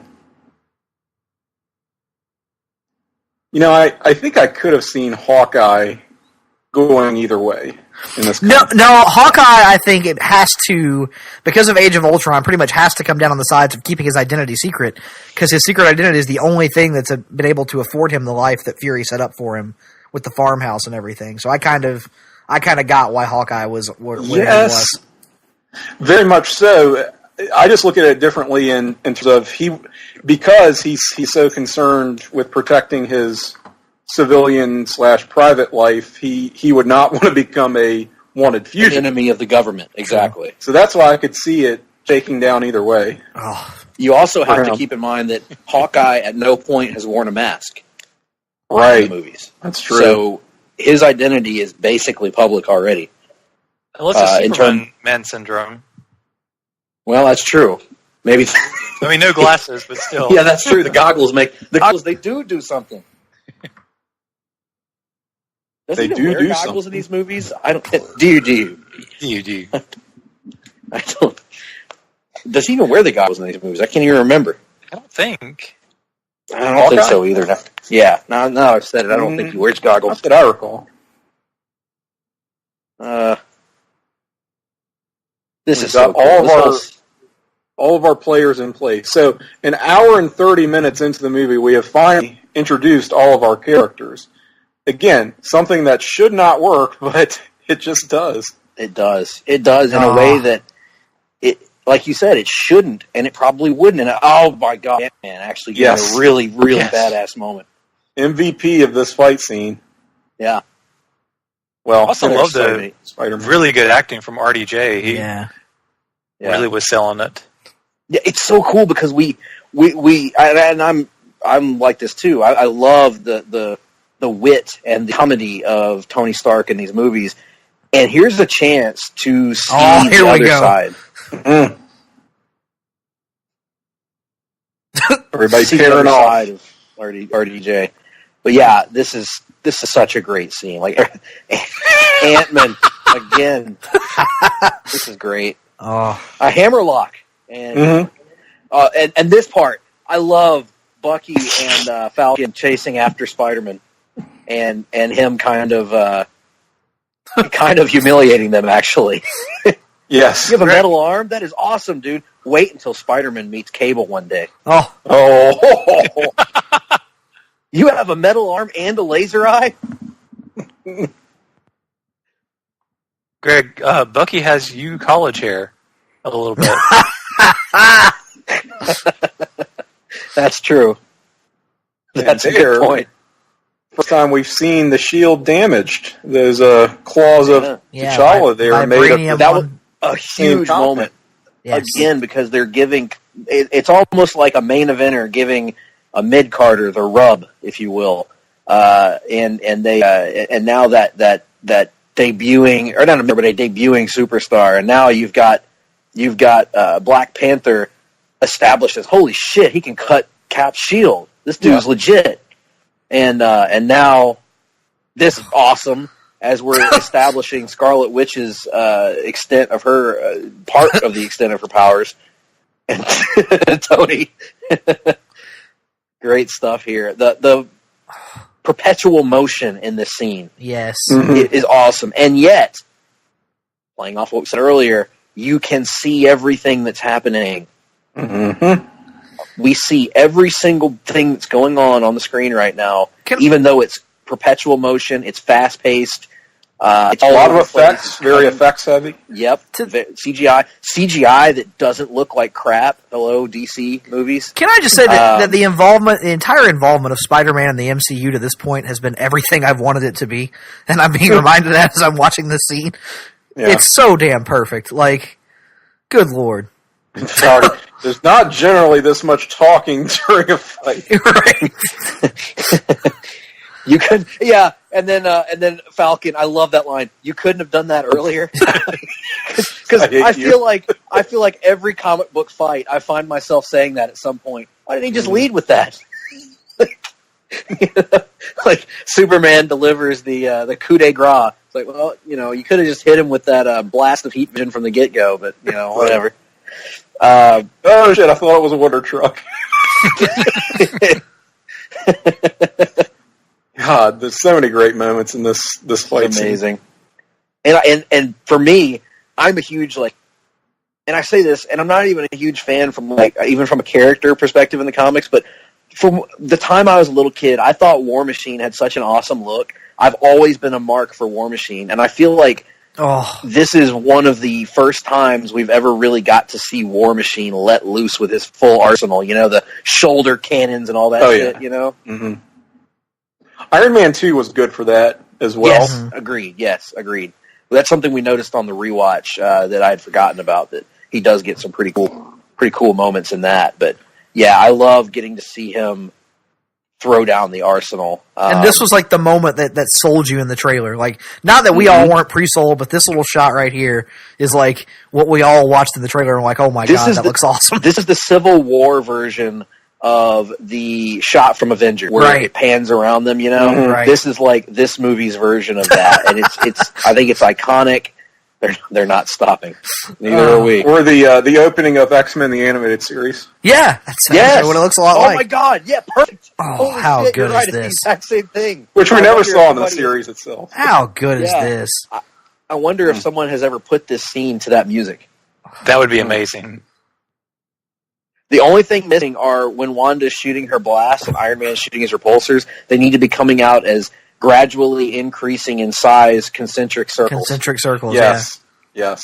And canceling each other out. Yes. There's also not enough massaging of their own temples in this movie. Well, that's true. Seeing things get a little personal now. Yes, Hawkeye and Black Widow actually fighting each other. That was unexpected. And see, now Wanda could console her and make up for that. That's true. That's true. They both have a lot of... yeah, Bucky, you're in over your head, my friend. Snap. And Spider-Man, he's like the doofy kid here, but he's so powerful that he can get away with it. Like, even when he fucks up, it's okay because he's just got that much going for him. Mm-hmm. And again, it gives you a reason for how he could possibly hang with Cap because he's got powers, he's, Cap's clearly holding back because he knows it's a kid. And I also, definitely, that's a point that's a point that's made in this fight. Is Iron Man even says at one point, well, Plan A was to go easy on him, and the iconic shot here of Hawkeye launching Ant-Man on the head of an arrow here from the Avengers cover. Oh, terrific! Look how good the CGI looks. Just this entire thing. I mean,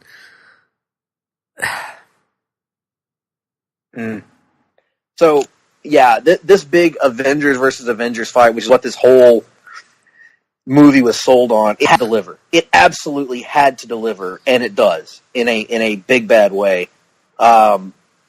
Everybody gets a moment. And that's not exactly. Here is one of my favorite moments right here in this entire movie. Oh yeah, Queens, Brooklyn, so great. Queens, Brooklyn exchange. Yes. Oh. So But yeah, everybody gets a moment here to shine. Everything means something. The characters play off of each other. The action. It creates this tapestry of these different threads that we've seen throughout the MCU kind of woven together, character interactions. It's the beauty of a shared universe in many ways. Yep. And this is playing off of something that we just rarely get to see in the superhero movies, and it picks up the threads that we've seen in the first two Avengers movies of all these characters from different movies interacting with one another and creating the fact that they're all inhabiting the same world. And in this case, kicking each other's asses. Yeah. Here we go. Oh, amazing. Yeah, and just when you think things are going to be winding down, we get another high spot. Yeah. Right. The until now diminutive Ant-Man. I love that Ant-Man was even in it. I guess he makes sense he would be there. Had been introduced, but I loved him in Ant-Man and was so happy to see him used so much in this movie, as I just wrote my hands. Yep. Mm-hmm. Oh. What is you know what this was, Tim? This was Sean kicking out of the tombstone. Oh. Yeah. And getting us ready for the big finish. Freaking possible. Give me back my roadie. Give me back my son. Give me back my roadie. It is a little bit odd that now Giant Man, or do we call him Goliath or Giant Man? Giant Man, like because Giant Bill Man. Foster is actually going to be in the Ant-Man and the Wasp. Yes, that's true. Yeah, he's Foundation member William Foster. That's right. Yes. Hole blown in his chest, William Foster. By Clone Thor, yes. And they had to bury him in like a football-sized field. Because he was dead and they couldn't shrink back down. It's not funny, but it's true. It's pretty freaking funny, actually. Not supposed to be funny, but true. Yeah. And Giant Man here, he's kind of moving in slow motion, which is, talk about unintentionally funny. That's somewhat unique, but I wish my only complaint, I wish they had gone for it full bore and had his voice like yet another missed opportunity for David to get into Hollywood. Right, bud. They could have had Matt Garrett do the Ant-Man voice for that scene. The Ant-Man. There were some concentric circles. There were. Yep. Fired from War Machine. That was a pretty awesome War Machine moment right there, blowing the truck to smithereens as it's being swung at him. Yep. It's just so damn slow. This fight is so much longer and yet better than I remember it being. Like, I know. Yeah. And there's Spider-Man. After being off screen for a few minutes, you think he's kind of wrapped up or taken out of the game by what Cap did to him. And there he just pops up out of nowhere. He's still around. Look at Black Panther is just whipping everybody's ass, too. He is paired off with like everybody on the opposing team, and they're making such great use of him here. Not told to be found in this fight. No, it's a go pace. Right. As Austin would say on a podcast this week, the audience is coming like fire right now. Yes, we are all, the four of us are all coming like fire right now. No doubt. Here we go. This is going to be the Natasha we all know and love. Yep. Mm-hmm. The only thing that can stop Black Panther is this shock turn by really this Ric Flair-like turn by Scarlet or by Black Widow. God dang it, Lord! Well, it does. Widow, so much... Black Witch. I don't know. Uh-huh. Okay, this Spider-Man making Star Wars references in a movie is all I've ever wanted in my life, I think. Well, in referring to Empire Strikes Back as that really old movie, yes, that was kind of my bomb don't fall in space moment a little bit, where I'm like, yeah, it's an old movie. I don't think he would call it. He would refer to it like that. Everybody knows that movie. But he's a kid, so Yeah. I kind of. God, that whole thing was just great. No. Orange. And anyone have any orange slices?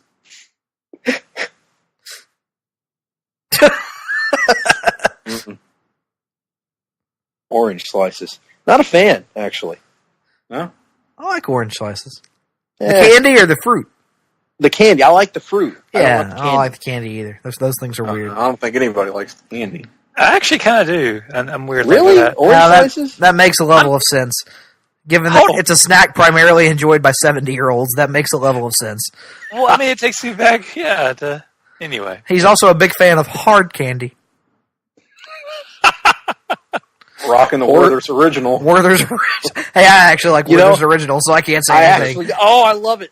Nick Duke, who wanted me for liking Cracker Barrel because old people go there, loves Werther's Originals. I do love Werther's Originals. That's the oldest snack in the book. I'm gonna own that one. I'm gonna own that one. Unlike your geriatric love of Cracker Barrel that you deny as being geriatric. Now, yes, that's a way to make us not sound old, David. Cracker Barrel is the bomb. I mean, I'm always self-conscious when I eat there, but I do still eat there, so... Yeah. Just a matter Good of time prices, before Greg and food. David are ponying up to the 5 o'clock special at Barn Hills. See, I don't understand the false equivalency of Cracker Barrel and Barn Hills. no, That is They cater to a similar clientele, is all I'm saying. but Barn Hills. Buffet. What the fuck? That was supposed to be my John Anderson, but it didn't happen. No, it did not. That's true. This is the moment in the trailer they kind of tease you with the fact that somebody might actually die in one of these. Oh my gosh! Yeah, I thought they killed him. Yeah, I did saw too. this in the theater. First time I saw it. Yep. You kidding me? You kidding me? I mean, let's be honest. He given the fall, shouldn't he be dead? In all seriousness. But shouldn't most of them have died at some point, though? True, but he gets out of it with apparently a broken nose and a fractured pelvis or something like that. Right. I believe the injuries you're looking for are a fractured rhomboid, which is the injury Shane McMahon suffered in the Kevin Owens attack last. Or a what is it, Greg? A rhombus. A ruptured disc which fragmented into his spinal column. Yes. Is that also wrestling? Yes.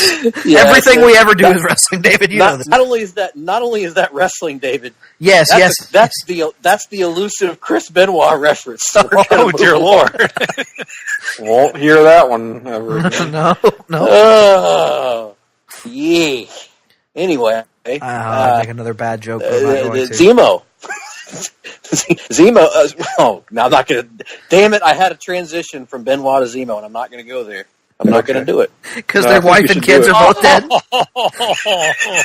Dear Lord! Wow. I mean, is that what you were going to say? Admit it. Admit it. Speaking of, quite frankly, people, it's not for me to say. You want to let me take the fall solo? Fine. That's exactly what you were going to say, and you just won't come out and admit it. Or it could be the dead body here, but yours makes more sense. We are full of it tonight. So let's talk more about Chris Evans' hair. It's remarkable. And it looks good for just having a helmet on, like the fact that it just rebounded into. It's always perfectly coiffed. Yes. Naturally, that's a good head of hair. Now, here's a question. Here's a question for the panel. Now, David, I'm going to let you go last on this because you're kind of a hairologist. He is. He's the hair expert for celebrities.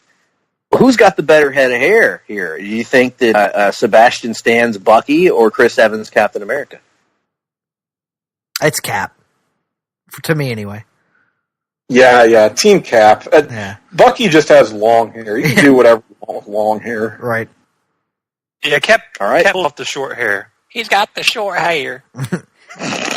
Which means he does like women, apparently. So there you go. Yes. Yeah. Now, what are your thoughts on Bucky's hair, other than the fact that it looks like Mohan College, apparently? All right. I don't know that Drew Carey ever had long hair that I can remember, David. Drew Carey. Good God. Drew Carey. Hey, I didn't come up with that one. That is. I know you just perpetuated it. That is wholly the creation of your wife's erroneous. Greg, would you like it if I make one of my embarrassing comparisons? And yet funny. Yeah, go ahead, David. Yes. Why am I doing this live too? But anyway, somebody once said I look like Clay Aiken, and I almost. Yeah, that's worse than Drew Carey. So. Oh, I thought you were going to say William Hung for a moment. That. I feel like I just made an expression not unlike Blanche from the Golden Girls when. or Dorothy, perhaps. Just taken aback by that one. Not sure. I got one. I got an embarrassing admission that hopefully will clear the panel here. I once purchased a Clay Aiken CD. I'll do you one better. I once purchased a William Hung CD. Inspiration. No, that's better though. At least that has comedic value. I didn't buy the Clay Aiken CD for myself. I bought it for my mom as a Christmas gift. While we're on the topic of like terrible former American Idol performers, I didn't realize the other day that little sweet guy from the Diet Dr. Pepper commercials is Justin Guarini. Yes. Yeah. Now Justin Guarini from Justin to Kelly. From Justin to Kelly, yes. the two finalists of the first season of American Idol. I guess I haven't seen the commercial in question. Yes. Yeah, I haven't seen the commercial either. I think that could be a David Sunday character. That could very much be a David Sunday character. Little sweet.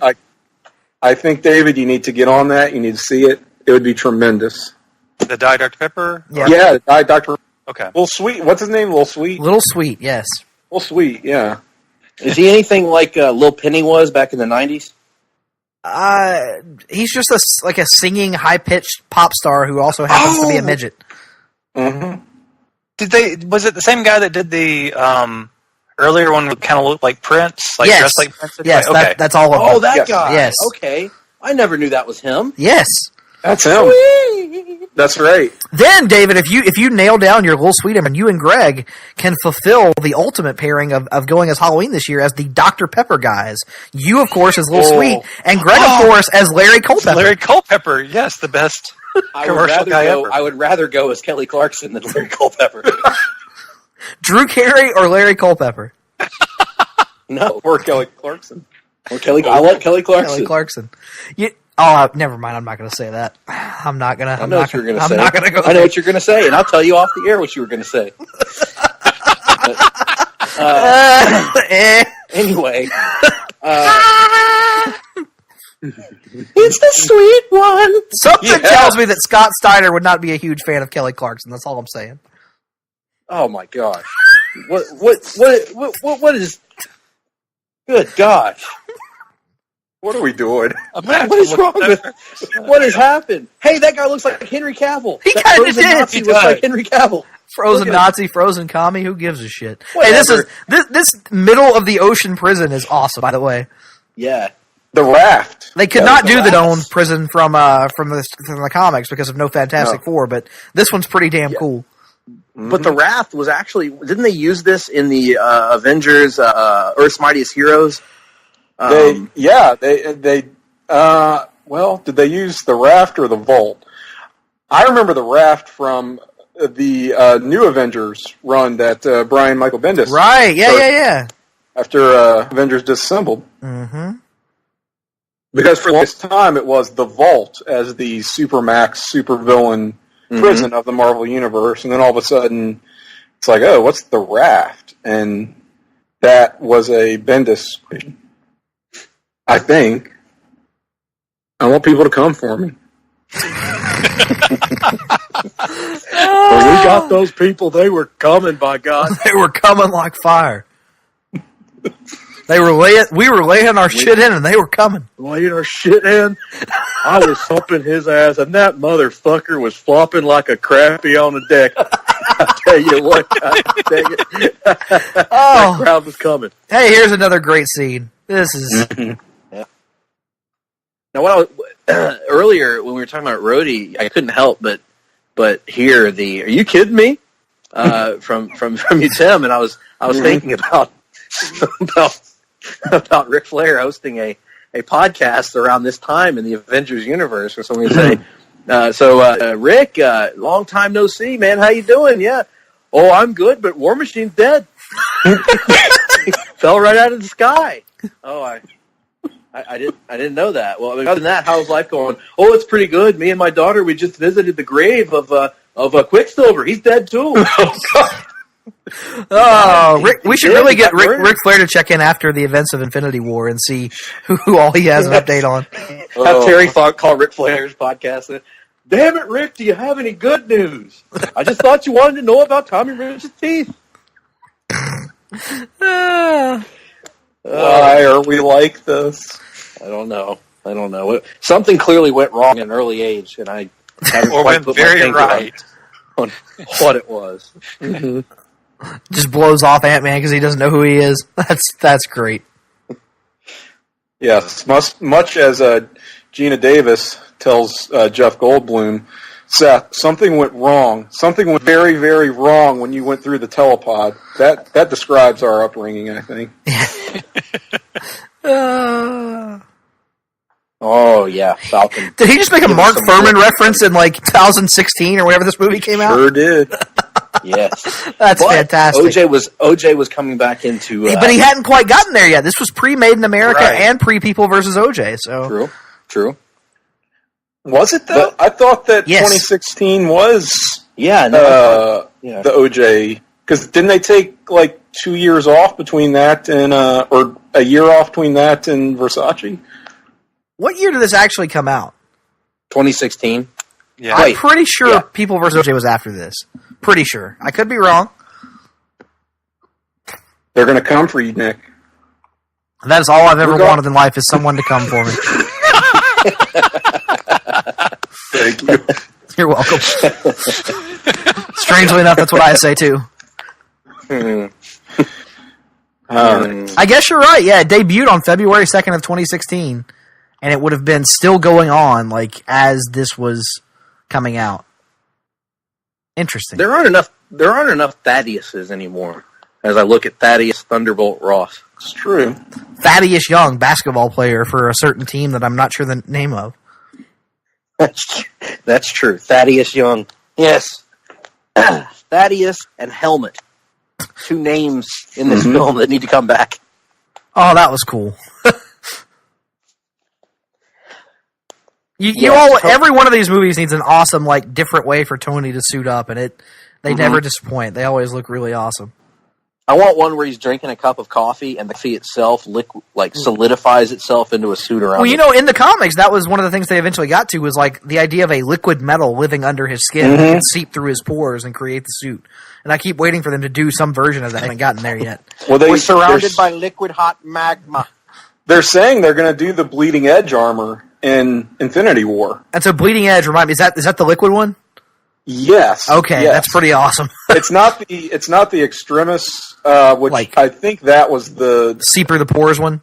Yes, within his body, kind of almost a body horror type of thing. But the Bleeding Edge was sort of the liquid metal where it kind of followed him and solidified out of there. It looked like that will be very cool on screen. I read a little bit of the preview pages of the Infinity War prelude comic. And they were talking about that about Tony's new armor that was that he made modifications to the Extremis formula to create this new armor for himself.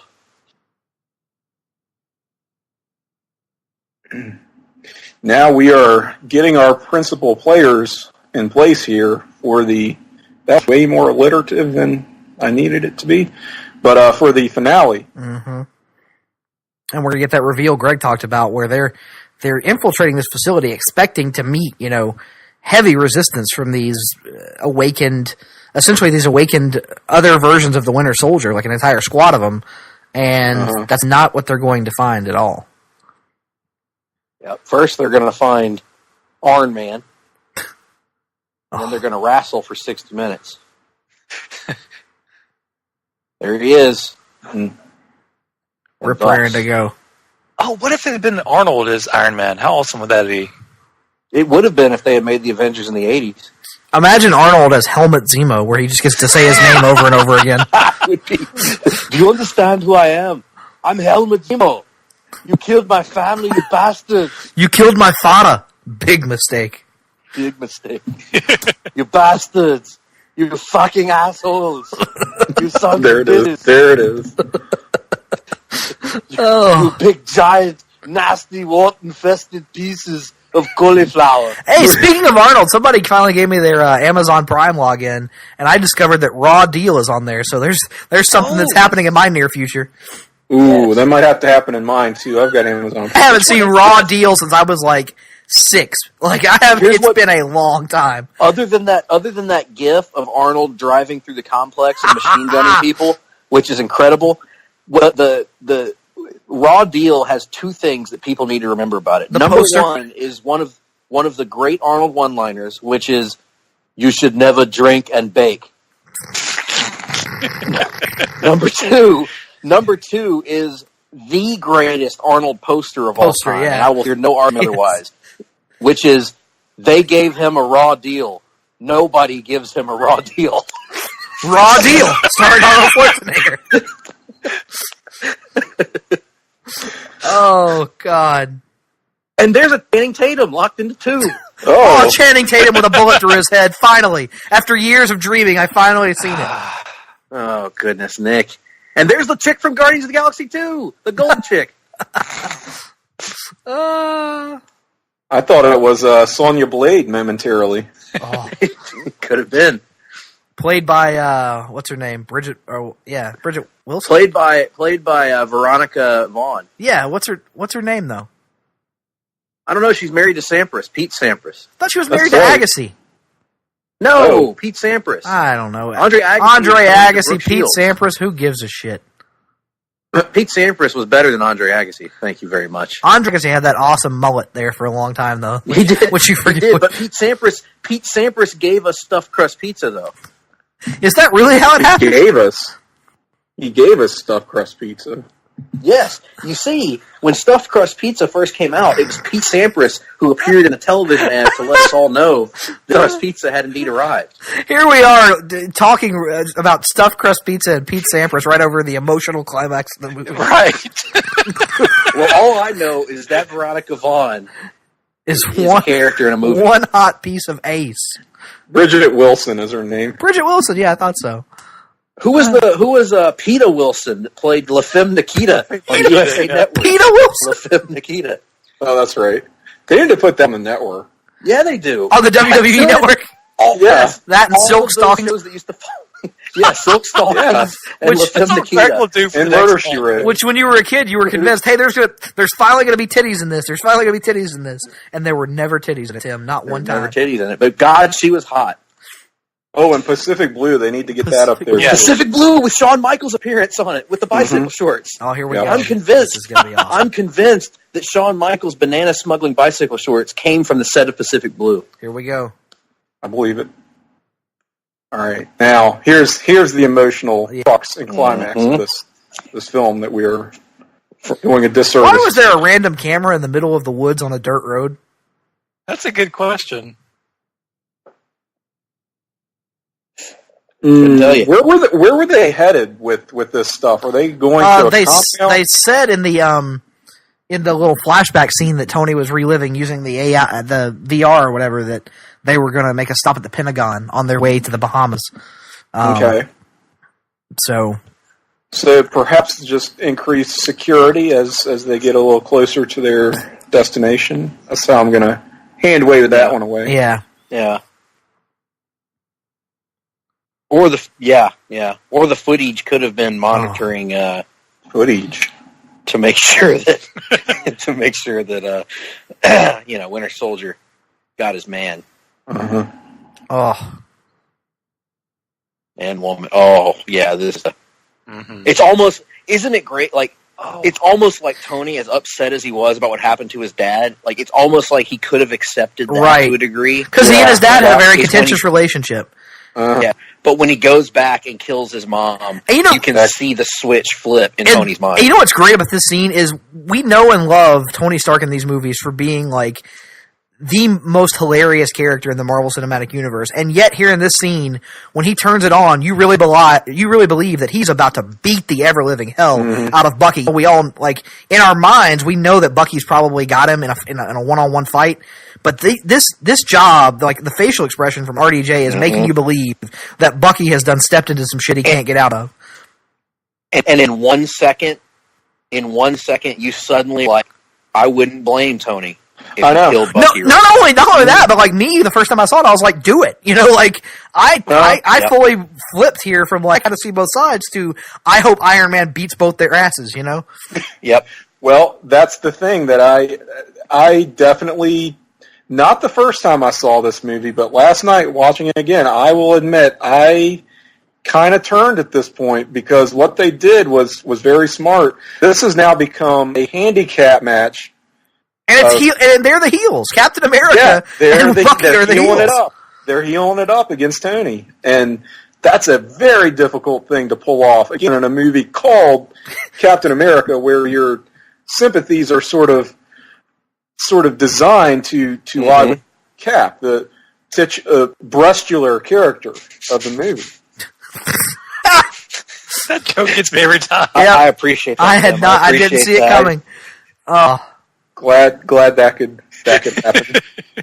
I agree completely with you, Tim, because regardless of where you were on the sides at this point, and of course the line from Tony, he killed my mom. That is at the core, whatever political kind of stance you might take on the discussions in this movie, that is the ultimate motivation that goes beyond everything. That's what it comes down to. Yeah, it has to. And Cap, it kind of gets across, even seeing the pain on Tony's face, Cap does not waver even for a second. And he is steadfast in his defense of Bucky to a fault. It makes you want. It makes you understand how Tony can see Cap as being blinded by his friendship with Bucky. And at the same time, Cap is not wrong. It wasn't James Buchanan Barnes who did this. It was this killing machine, this soldier that had been created and was not acting of his volition at all. He's entirely right when he states that. And yet, you still want to see Tony whip his ass. Right. Yes. It goes right back to what we've been talking about, quite frankly, which is shades of gray. There is neither right nor wrong. They're merely opinions. Everybody has a different take about this. Maybe I think Captain America's in the right. Maybe I don't. It's not for me to say. Do not tweet me. Do not text me. Do not email me at the loneliest website on the internet, jrsbarbq.com, and tell me that one side's right or the other. It's shades of gray, people. It's all right. What a great line from Tony. I don't care. He killed my mom. I'm kind of like, yep, I can't fault you there. Yeah, I was full Team Cap until that reveal on the night, where I still, understand that Bucky did, was controlled and everything. I definitely understand why Tony would have that reaction. Here is one of the best. The camera doesn't move, and yet it's probably one of the best bits of action cinematography in this movie, because rather than overdoing it, they just let you sit there and watch what is happening. Which is what I want in an action movie. Yes, it is beautiful. So unlike most things you see in other modern action movies. And the movements of Iron Man in the scene are a little artificial, a little obvious, but it's not bad. It doesn't take you out of the scene, and it still creates this really, really good fight scene with good storytelling. And the heels win. The heels, yep. Look, there it is, the iconic image from Civil War, the comic. Yep, the recreated.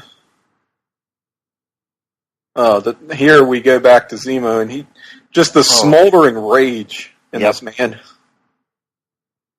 And you see he's still listening to the same voice message. And here Black Panther arrives completely unsuspected. Incredible. Yeah. And that's such a great emotional scene. Deleting their voicemail. Because he thinks his life is over. Yep. He's ready to die. He knows he's going to get killed, and in this case, Black Panther's found him, and this is such a freaking great scene. It would be easy for T'Challa to get lost in this huge, sprawling narrative, but he gets this kind of huge emotional payoff here with principal the real villain of this movie, who again is painted in, once again, shades of gray. And I think that this scene goes a long way with what we've seen earlier in the film. When I go back to him unmasking in front of the cops and not trying to fight them or whatever, this whole thing like creates the image of the nobility of T'Challa, of how wise he is, even though he's an inexperienced king. He's not used to being in this role, and he himself is seeking revenge for a dead parent. He has the wisdom and the nobility not to kill Zemo, but to make him live to face the consequences of his actions. And Zemo has to come back at some point in these movies. Like, I was about to too say, good a villain not to. I feel like, I think, bear with me, I think after the events of the next two movies, the Thanos story, if you will, you can't go bigger than Thanos, right? You can't. I think the next thing to do is, we haven't seen the Masters of Evil. Masters of Evil, yep. I think that's where we will go after Infinity War. And plus, based on this movie, like, if you're assuming that Bucky is the next Captain America, those two respective figureheads of their own, of the two groups opposing each other, makes so much sense based on this movie, because he kind of was the one that set into motion this entire, like, they have a personal rivalry to build off of, much with the way Zemo has a personal vendetta against the Avengers in this one. So I'm all for that. Nick, would you say that personal issues are the heart of everything in this business? Personal issues are definitely the heart of everything. And look right here at the fighting spirit displayed by Captain America. Great callback to the first Avenger coming up here. At some point, though, I'll tell you, one of the problems with this movie is just not a big fan of the Rainmaker. Here we go. Well, and this is such a contrast to the scene we saw outside the compound between T'Challa and Zemo. Very controlled, very restrained, and this is anything but. I just will not quit. I could do this all day. The same line he used in the bully in the alley in the first Avenger. Like, just a great callback. That's, again, one of those things that the shared universe allows you to do, is build on the these things that are there for people who are longtime fans. And again, I guess here's another Civil War moment where he has the opportunity to kill him and pulls back. Well, I guess it shows my comic book roots, because when Cap picked him up above his head like that, I thought he was going to break his back. But yeah, I actually had forgotten that Black Panther not only doesn't kill Zemo himself, but stops Zemo from killing himself. Committing suicide, yep. Yeah. Very cool. And here's a deciding moment as the heels get the advantage. But Tony does get a little bit of the last word in.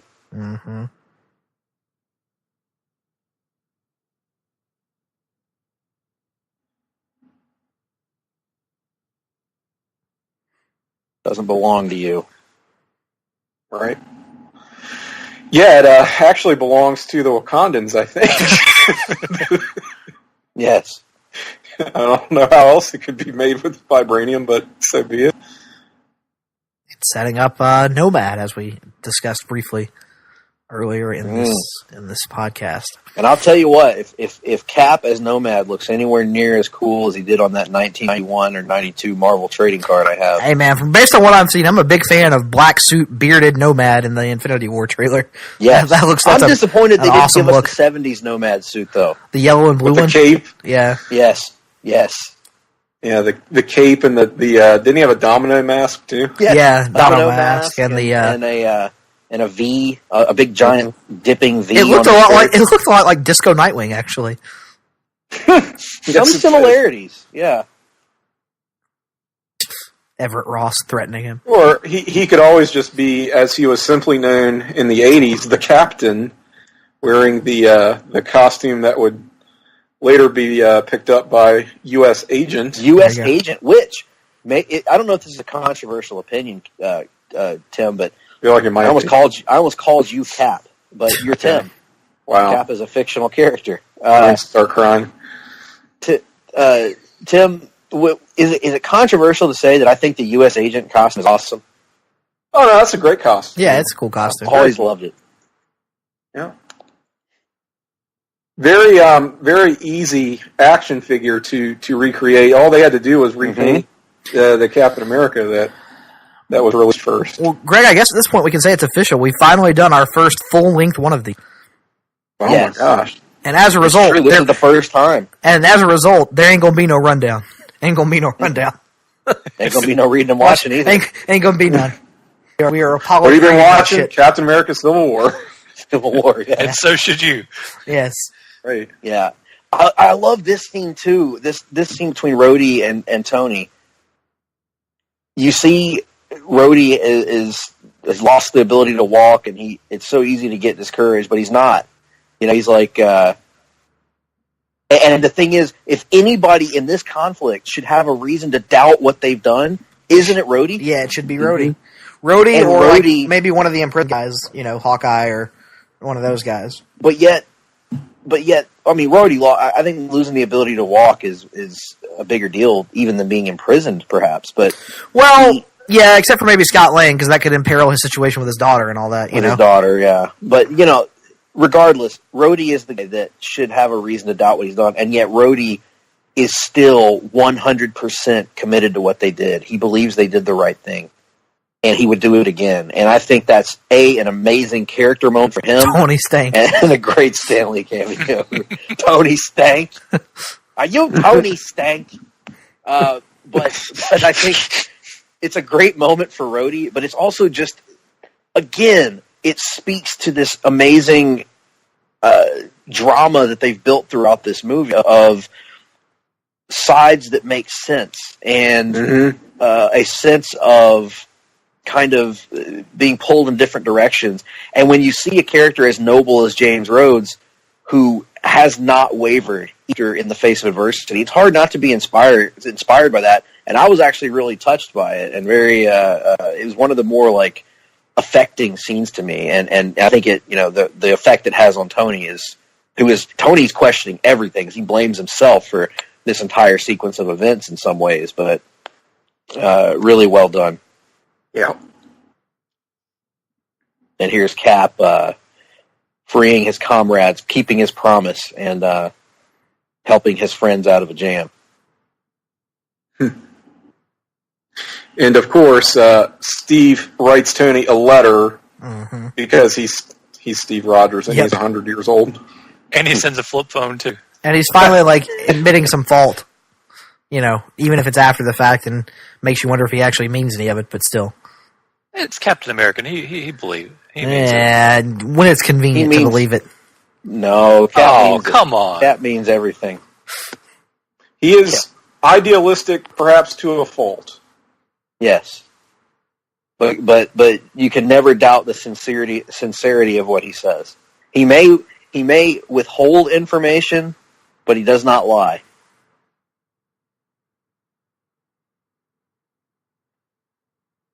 I think instead of a flip phone, he should have sent an old rotary phone. Oh, what a great movie! All right, really is.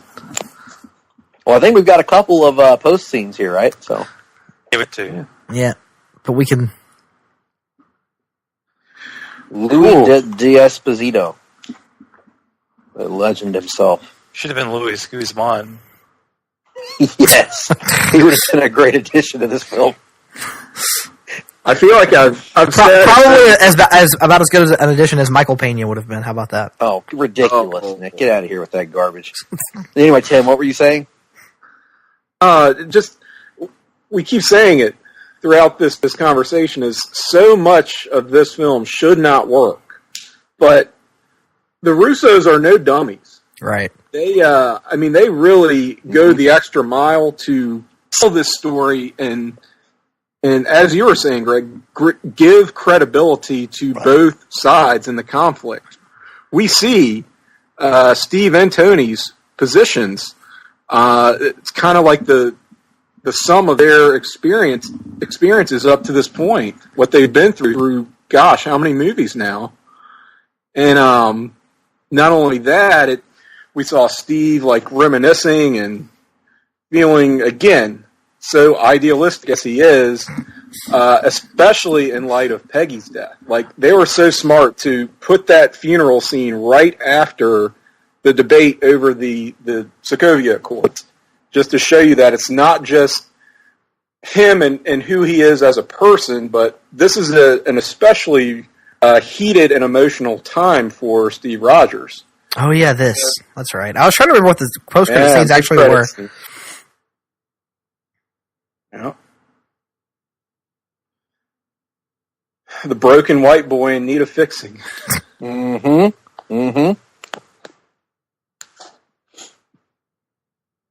yeah, they exactly. It's setting up all these different areas where you can believe what's going on. And I think one of the things that they even end on this note, there are no easy answers. No. For any of this.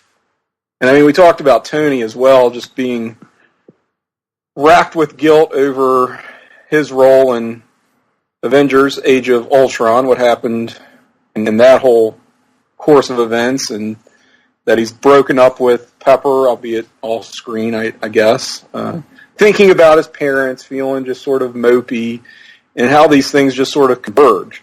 I mean, it would have been so easy for this script in this movie to just be like a lame, dumb excuse to bang action figures together, but it is so much more. And I think that's why I admire it so much more. Absolutely. And and to be completely honest with you, Tim, I probably would have accepted just lame excuse to bang action figures together. They could have gotten away child with in me or whatever. Yeah. But they didn't settle for that. There we saw the shot of Wakanda. Now I'm fast forwarding to the other post credit scene. Weren't bad. So I think we hit most of the actors in the film. I just wanted to make sure we didn't leave anybody out. That the other post credit scene is at the 2:26:30 mark. For those of you who want to fast forward through credits, like I do. Oh, I momentarily forgot about it, but yeah. Yeah, me too. Spider-Man getting his new the spider signal, I think, is if I remember correctly. Spider signal. Some guy named Steve.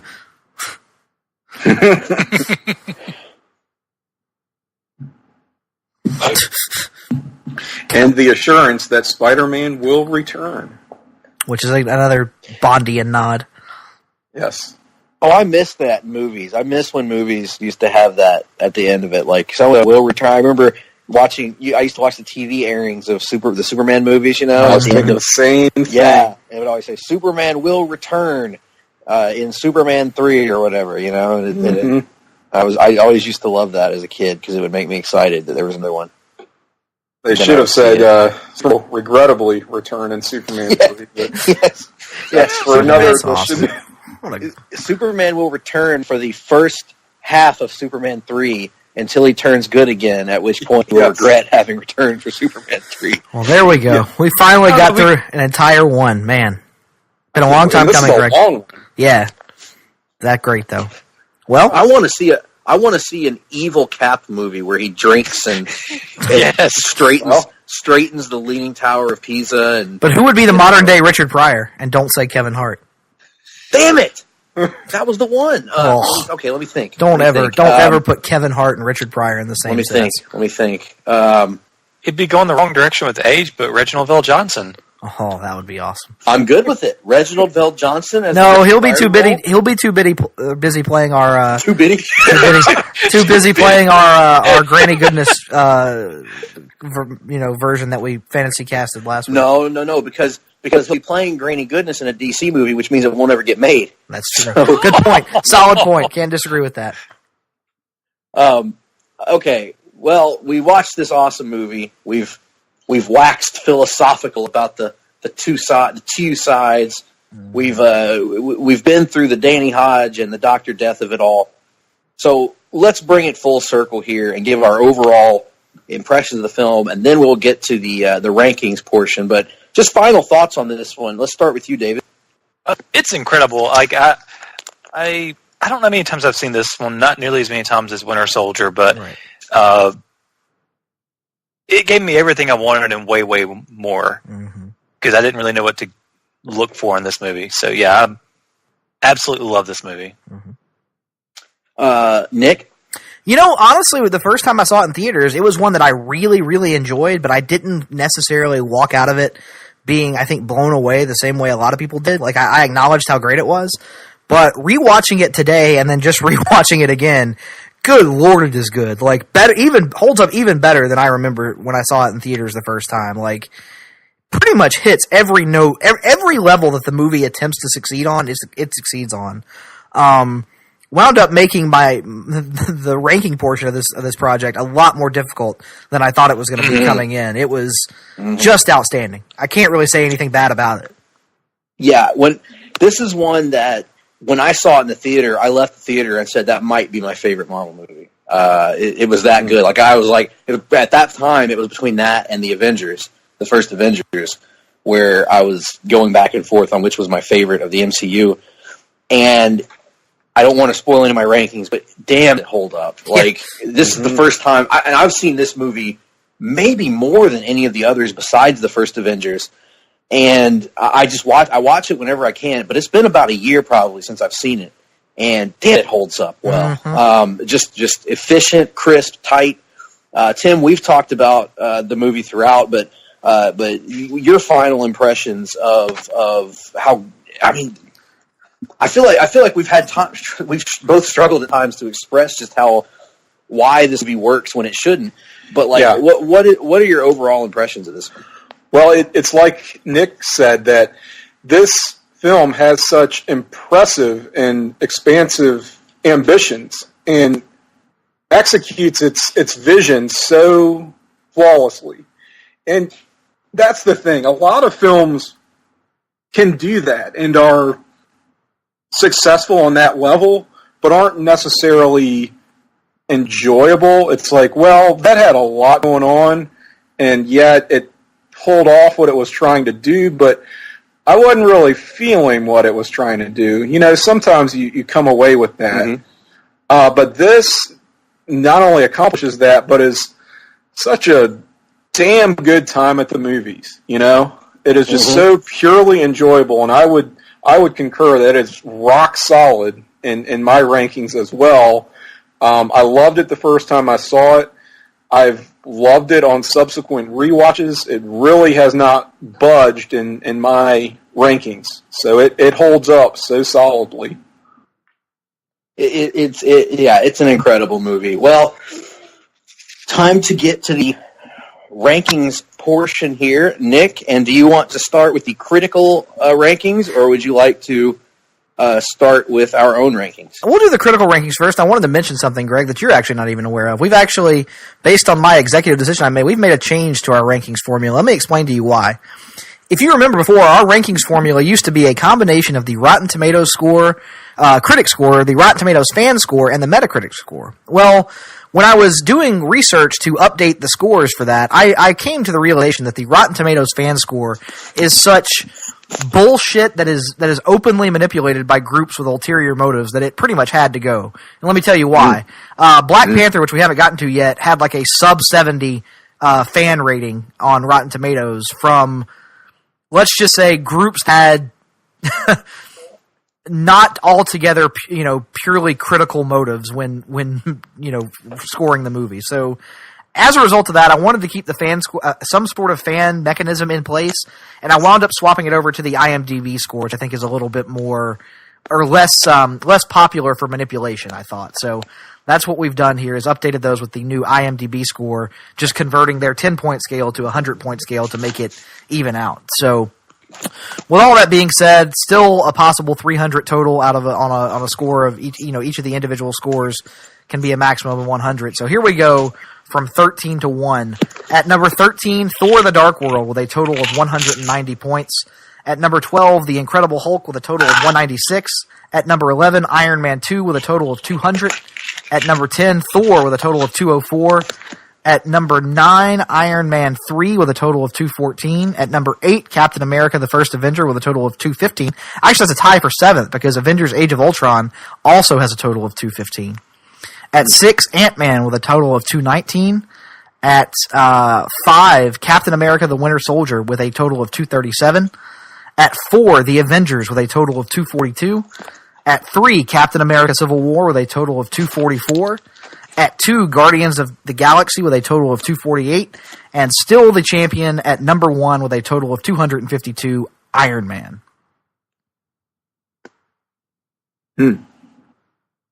Throwing out the Rotten Tomatoes audience score. Yeah, pretty much. Nice audible there. I like it. Now, Nick, there's a bit of a slight issue for me here, as I do not have our rankings in front of me. Yes. At the moment. Would you like me to send them to you? To locate them. You would think that being this is something that you use all the time, you would, I don't know, utilize the feature known as a bookmark. Well, I found it. I am utilizing the Apple iPhone at the moment, which makes things a little bit more complicated. The Apple iPhone, available at local electronics stores near you. So while you're stalling for time, why don't we let David and Tim go ahead and give us their rankings? So David, yes, have you got your rankings for the 13 MCU films? I do. All right, let's hear it. Which way do I need to go? Whatever way you want, sir. You are the master and ruler of your own list. Okay, I'm going to go down, so that's easier for me. Or starting with 1 anyway. Okay. Captain America, Winter Soldier. It is easier to go for you. Down where, you ask? You know. All right, that didn't come out the way I meant for it to. All right, so at It number didn't 1, come like the audience did earlier. Came like fire. There's antibiotics for that. But number 1, Winter Soldier. Number 2, Avengers. Guardians of the Galaxy. Iron Man. Captain America Civil War. Iron Man 2. Iron Man 3. Avengers Age of Ultron. Ant-Man. Captain America First Avenger. Thor the Dark World. Thor, and then Incredible Hulk. Nice. Well done, sir. Thank you. Okay. Timothy. So I'm going to largely do this from memory, so I may have some gaps as I try to wing it, because it is easier for me going down as well. Okay. Down where, you ask? I got gaps, and you got gaps, and together we fill the gaps. Best, I'm going to say Avengers. Still, okay. Next, Avengers 1. Next, Captain America: Civil War. Okay. Just watched it. Then Iron Man 1. Okay. Then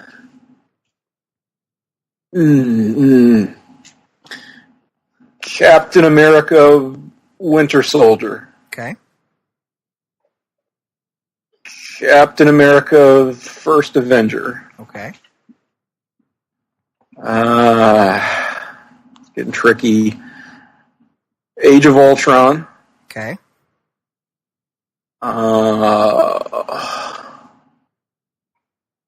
guess I'll go Ant-Man, Guardians, Iron Man 2. No, we'll go Thor, then Iron Man 2. Okay. Now we're getting into, oh gosh, it's difficult now, where anything could land anywhere just about. Thor: The Dark World. Okay. Incredible Hulk, Iron Man 3. Did I forget any? No, you got it. You nailed it. Especially that pick of Iron Man 3 near the bottom. So good list there on your part, Tim. Yeah, dead last. That will always be dead last. Never. Greg, have you stalled for enough time, or do you need more time? Why do I have to go before you? You don't have to. I'm just asking you. That's why I asked if you've stalled for enough time, or do you need more time? I've found the list on my. I can actually see you navigating it. Mm-hmm. So, should we continue the trend of counting down or going down, or should we dare try to do, Nick, what many have failed to do in attempts over the years, and actually go up on ourselves? Let's go up on ourselves. I like that idea. You know, my cousin Walter broke his neck trying to do that. You kept calling him Walter. He didn't like you. All right. At the bottom, I have got the Incredible Hulk, followed by Thor: The Dark World, then Thor, then Captain America: The First Avenger, then Ant-Man, then Iron Man, Iron Man 3, Iron Man 2, Avengers: Age of Ultron, Guardians of the Galaxy,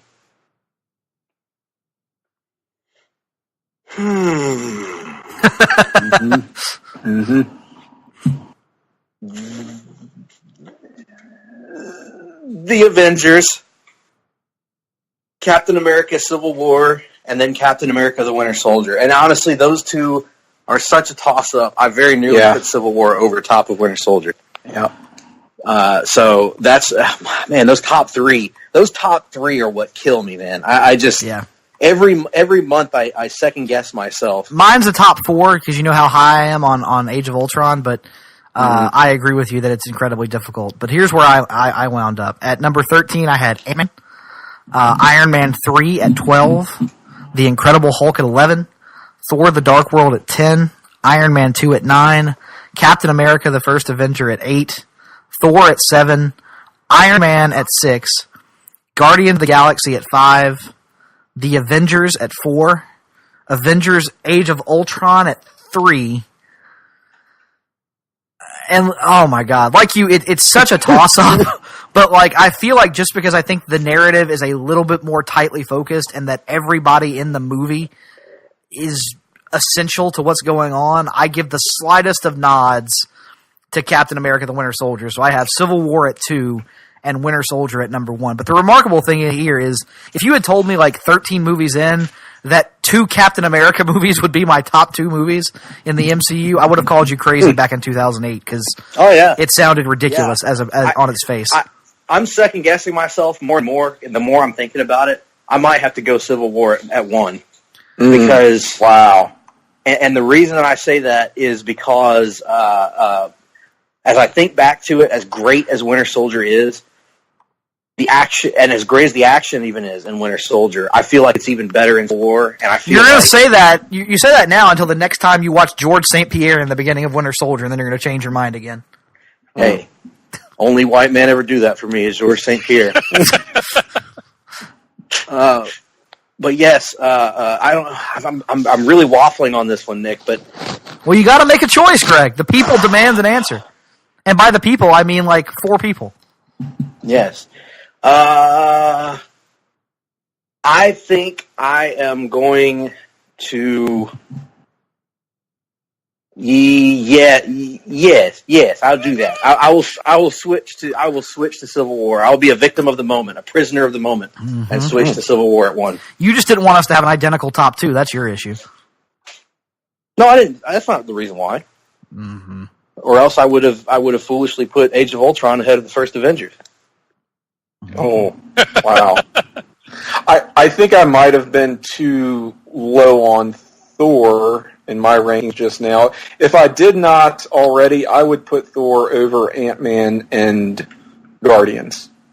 Wow, even over Guardians. That's a little surprising to me. I'm not real big on that first. I like the second Guardians a lot more. You and Russell have that in common. Russell is also not a huge fan of the original Guardians of the Galaxy. Right. Yeah, and I don't hate it or anything. I just... anyway. I reserve the right. Reserve the right to flip flop my Winter Soldier and Civil War picks as we go along in this project. Good Lord! Pick a direction and stick with it.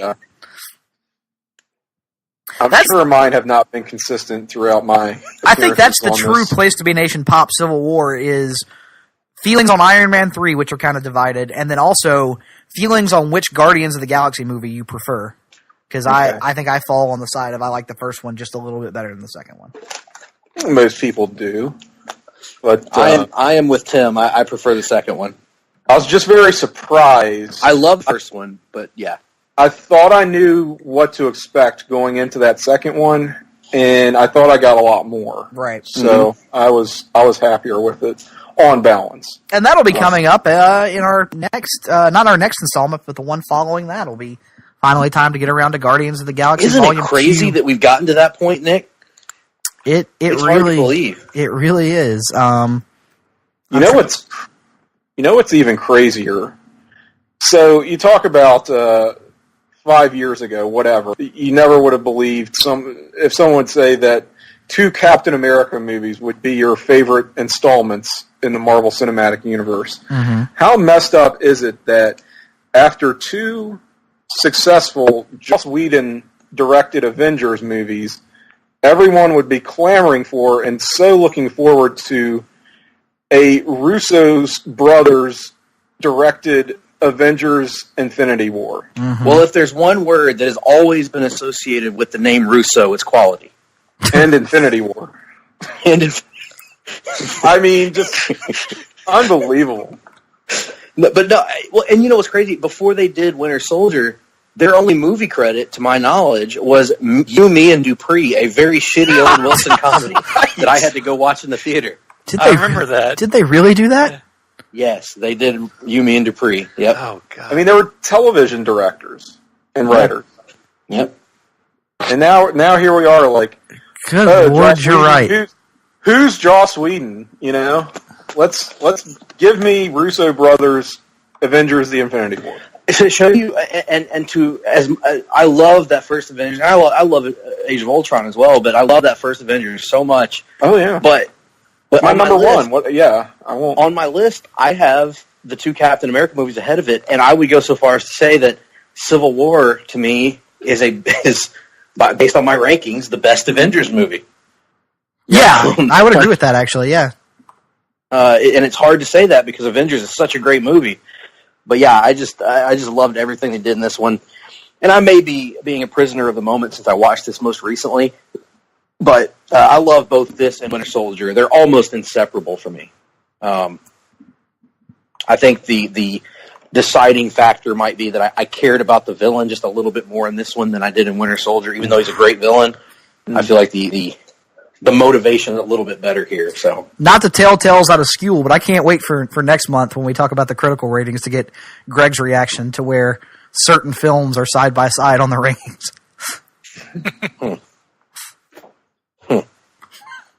What is next? Oh my God! Yeah, that's insane to me too. What is next? Doctor Strange. Doctor Strange is which has a ridiculous Rotten Tomatoes rating. In my ridiculously high or ridiculously low? Ridiculously high. As of right now, I'll tell you this. This is a brief teaser for Greg's Rage next month. The Doctor Strange Rotten Tomatoes score is actually 1 point higher than the Rotten Tomatoes score for Winter Soldier. That's okay. That's fucking ridiculous. I'm going into Owen voice. This is Please do, Tim. Appalling. Unforgivable. Fans, this isn't on the format. No. This is real life. Real life tragedy. Our friend, Captain America, the Winter Soldier, has been killed. What a wonderful way to go out on Owen voice. Horrible, folks. I don't know what to tell you. It's not part of the show. It's fucking Doctor Strange of all movies. I mean, that's already there. Yes, that's true. Fucking Doctor Strange by Woody Allen. I'm here to bargain.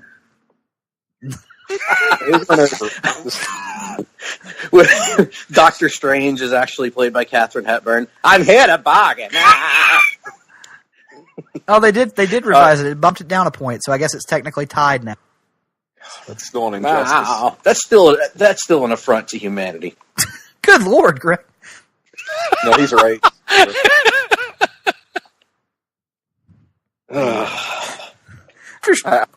I wasn't trying to do Woody Allen. We'll have this discussion next month, but I will stand on the side of Doctor Strange isn't bad. How about that?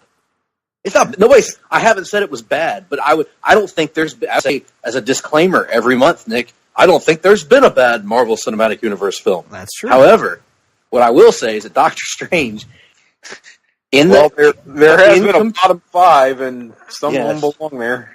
Yes, and Doctor Strange in the comparison to the rest of the MCU is a boring movie about boring people doing boring things. Well, that'll mean that our review of it next month should be fun because I'm reasonably sure I'll have it ahead of certain other films. Can we get Danielle to come on too and talk about the movie?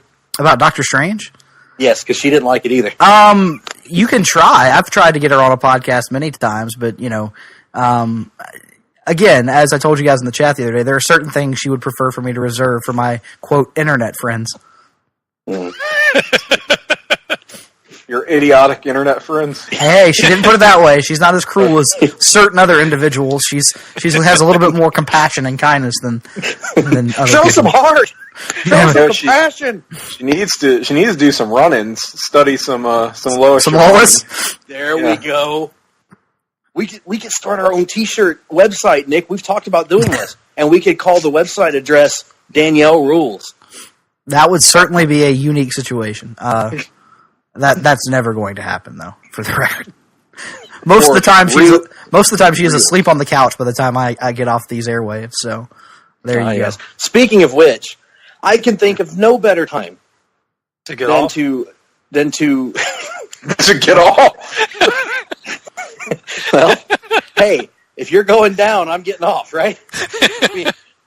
Maybe, I don't know. Anyway, for us to bring it into these shenanigans, and we definitely appreciate all of you tuning in. Please contact us online at our social media accounts. Of course, we invite you to cut out the middleman and come right to Place to Be Nation Comics on Facebook. Join the group, have some discussion. It'll be fun. Or if you want to go to Twitter, I am at gphillips8652. Nick is at nickduke87. Tim, what is your Twitter handle? I am Cyke68, CYKE68 on Twitter. And Mr. Sunday Groove. I am Sunday Groove PTB. Very good. And, of course, come and follow us and have chats with us on that as well. Greg P. at PlaceToBeNation.com, Nick D. at PlaceToBeNation.com if you want to drop us an email, give us your rankings of the MCU to this point, your thoughts on Hard Travelers for Hire. Real quick, a plug for what we've got coming up. David, Sunday Groove is going strong. What is in the quiver? You mean going strong? Oh, well, I just had a really fun episode with Mr. Tim Capel on about Jimmy World, and next we'll either be having Tim back for Early Piece or having you on for some kind of Alter Bridge fandom. I don't know scheduling wise which will work out next, but I'm excited for both. For real, that Jimmy World one was a lot of fun, and I'm definitely give that one a check. Check it out.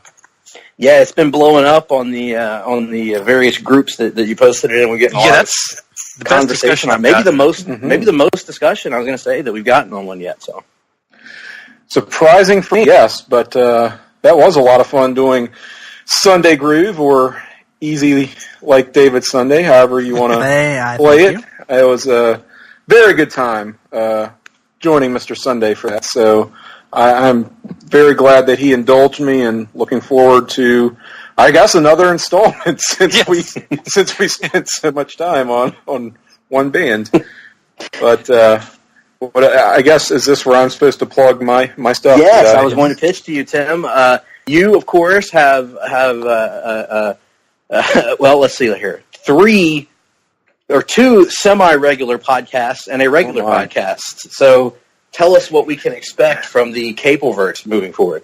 Okay, well, the newest podcast to the Place to Be Nation Pop feed, Talkin' Pop, Episode 2, myself and our dear close friend Jennifer Smith that our March episode just went out, I guess about 2 weeks ago now, I believe. We talk about cyber stalking, but not in a gross sense, in a fun sense that we all do. And had a very special guest, and the manager, Todd Weber of Place to Be Nation Pop. He had some tales. He told some tales out of school. We were very fortunate for that, too. Petroleum and ass, the byline to that episode. It'll make sense when you listen to it, I swear. Beyond that, I'm gonna give you guys a scoop. On Place to Be Nation. Do we call the hotline?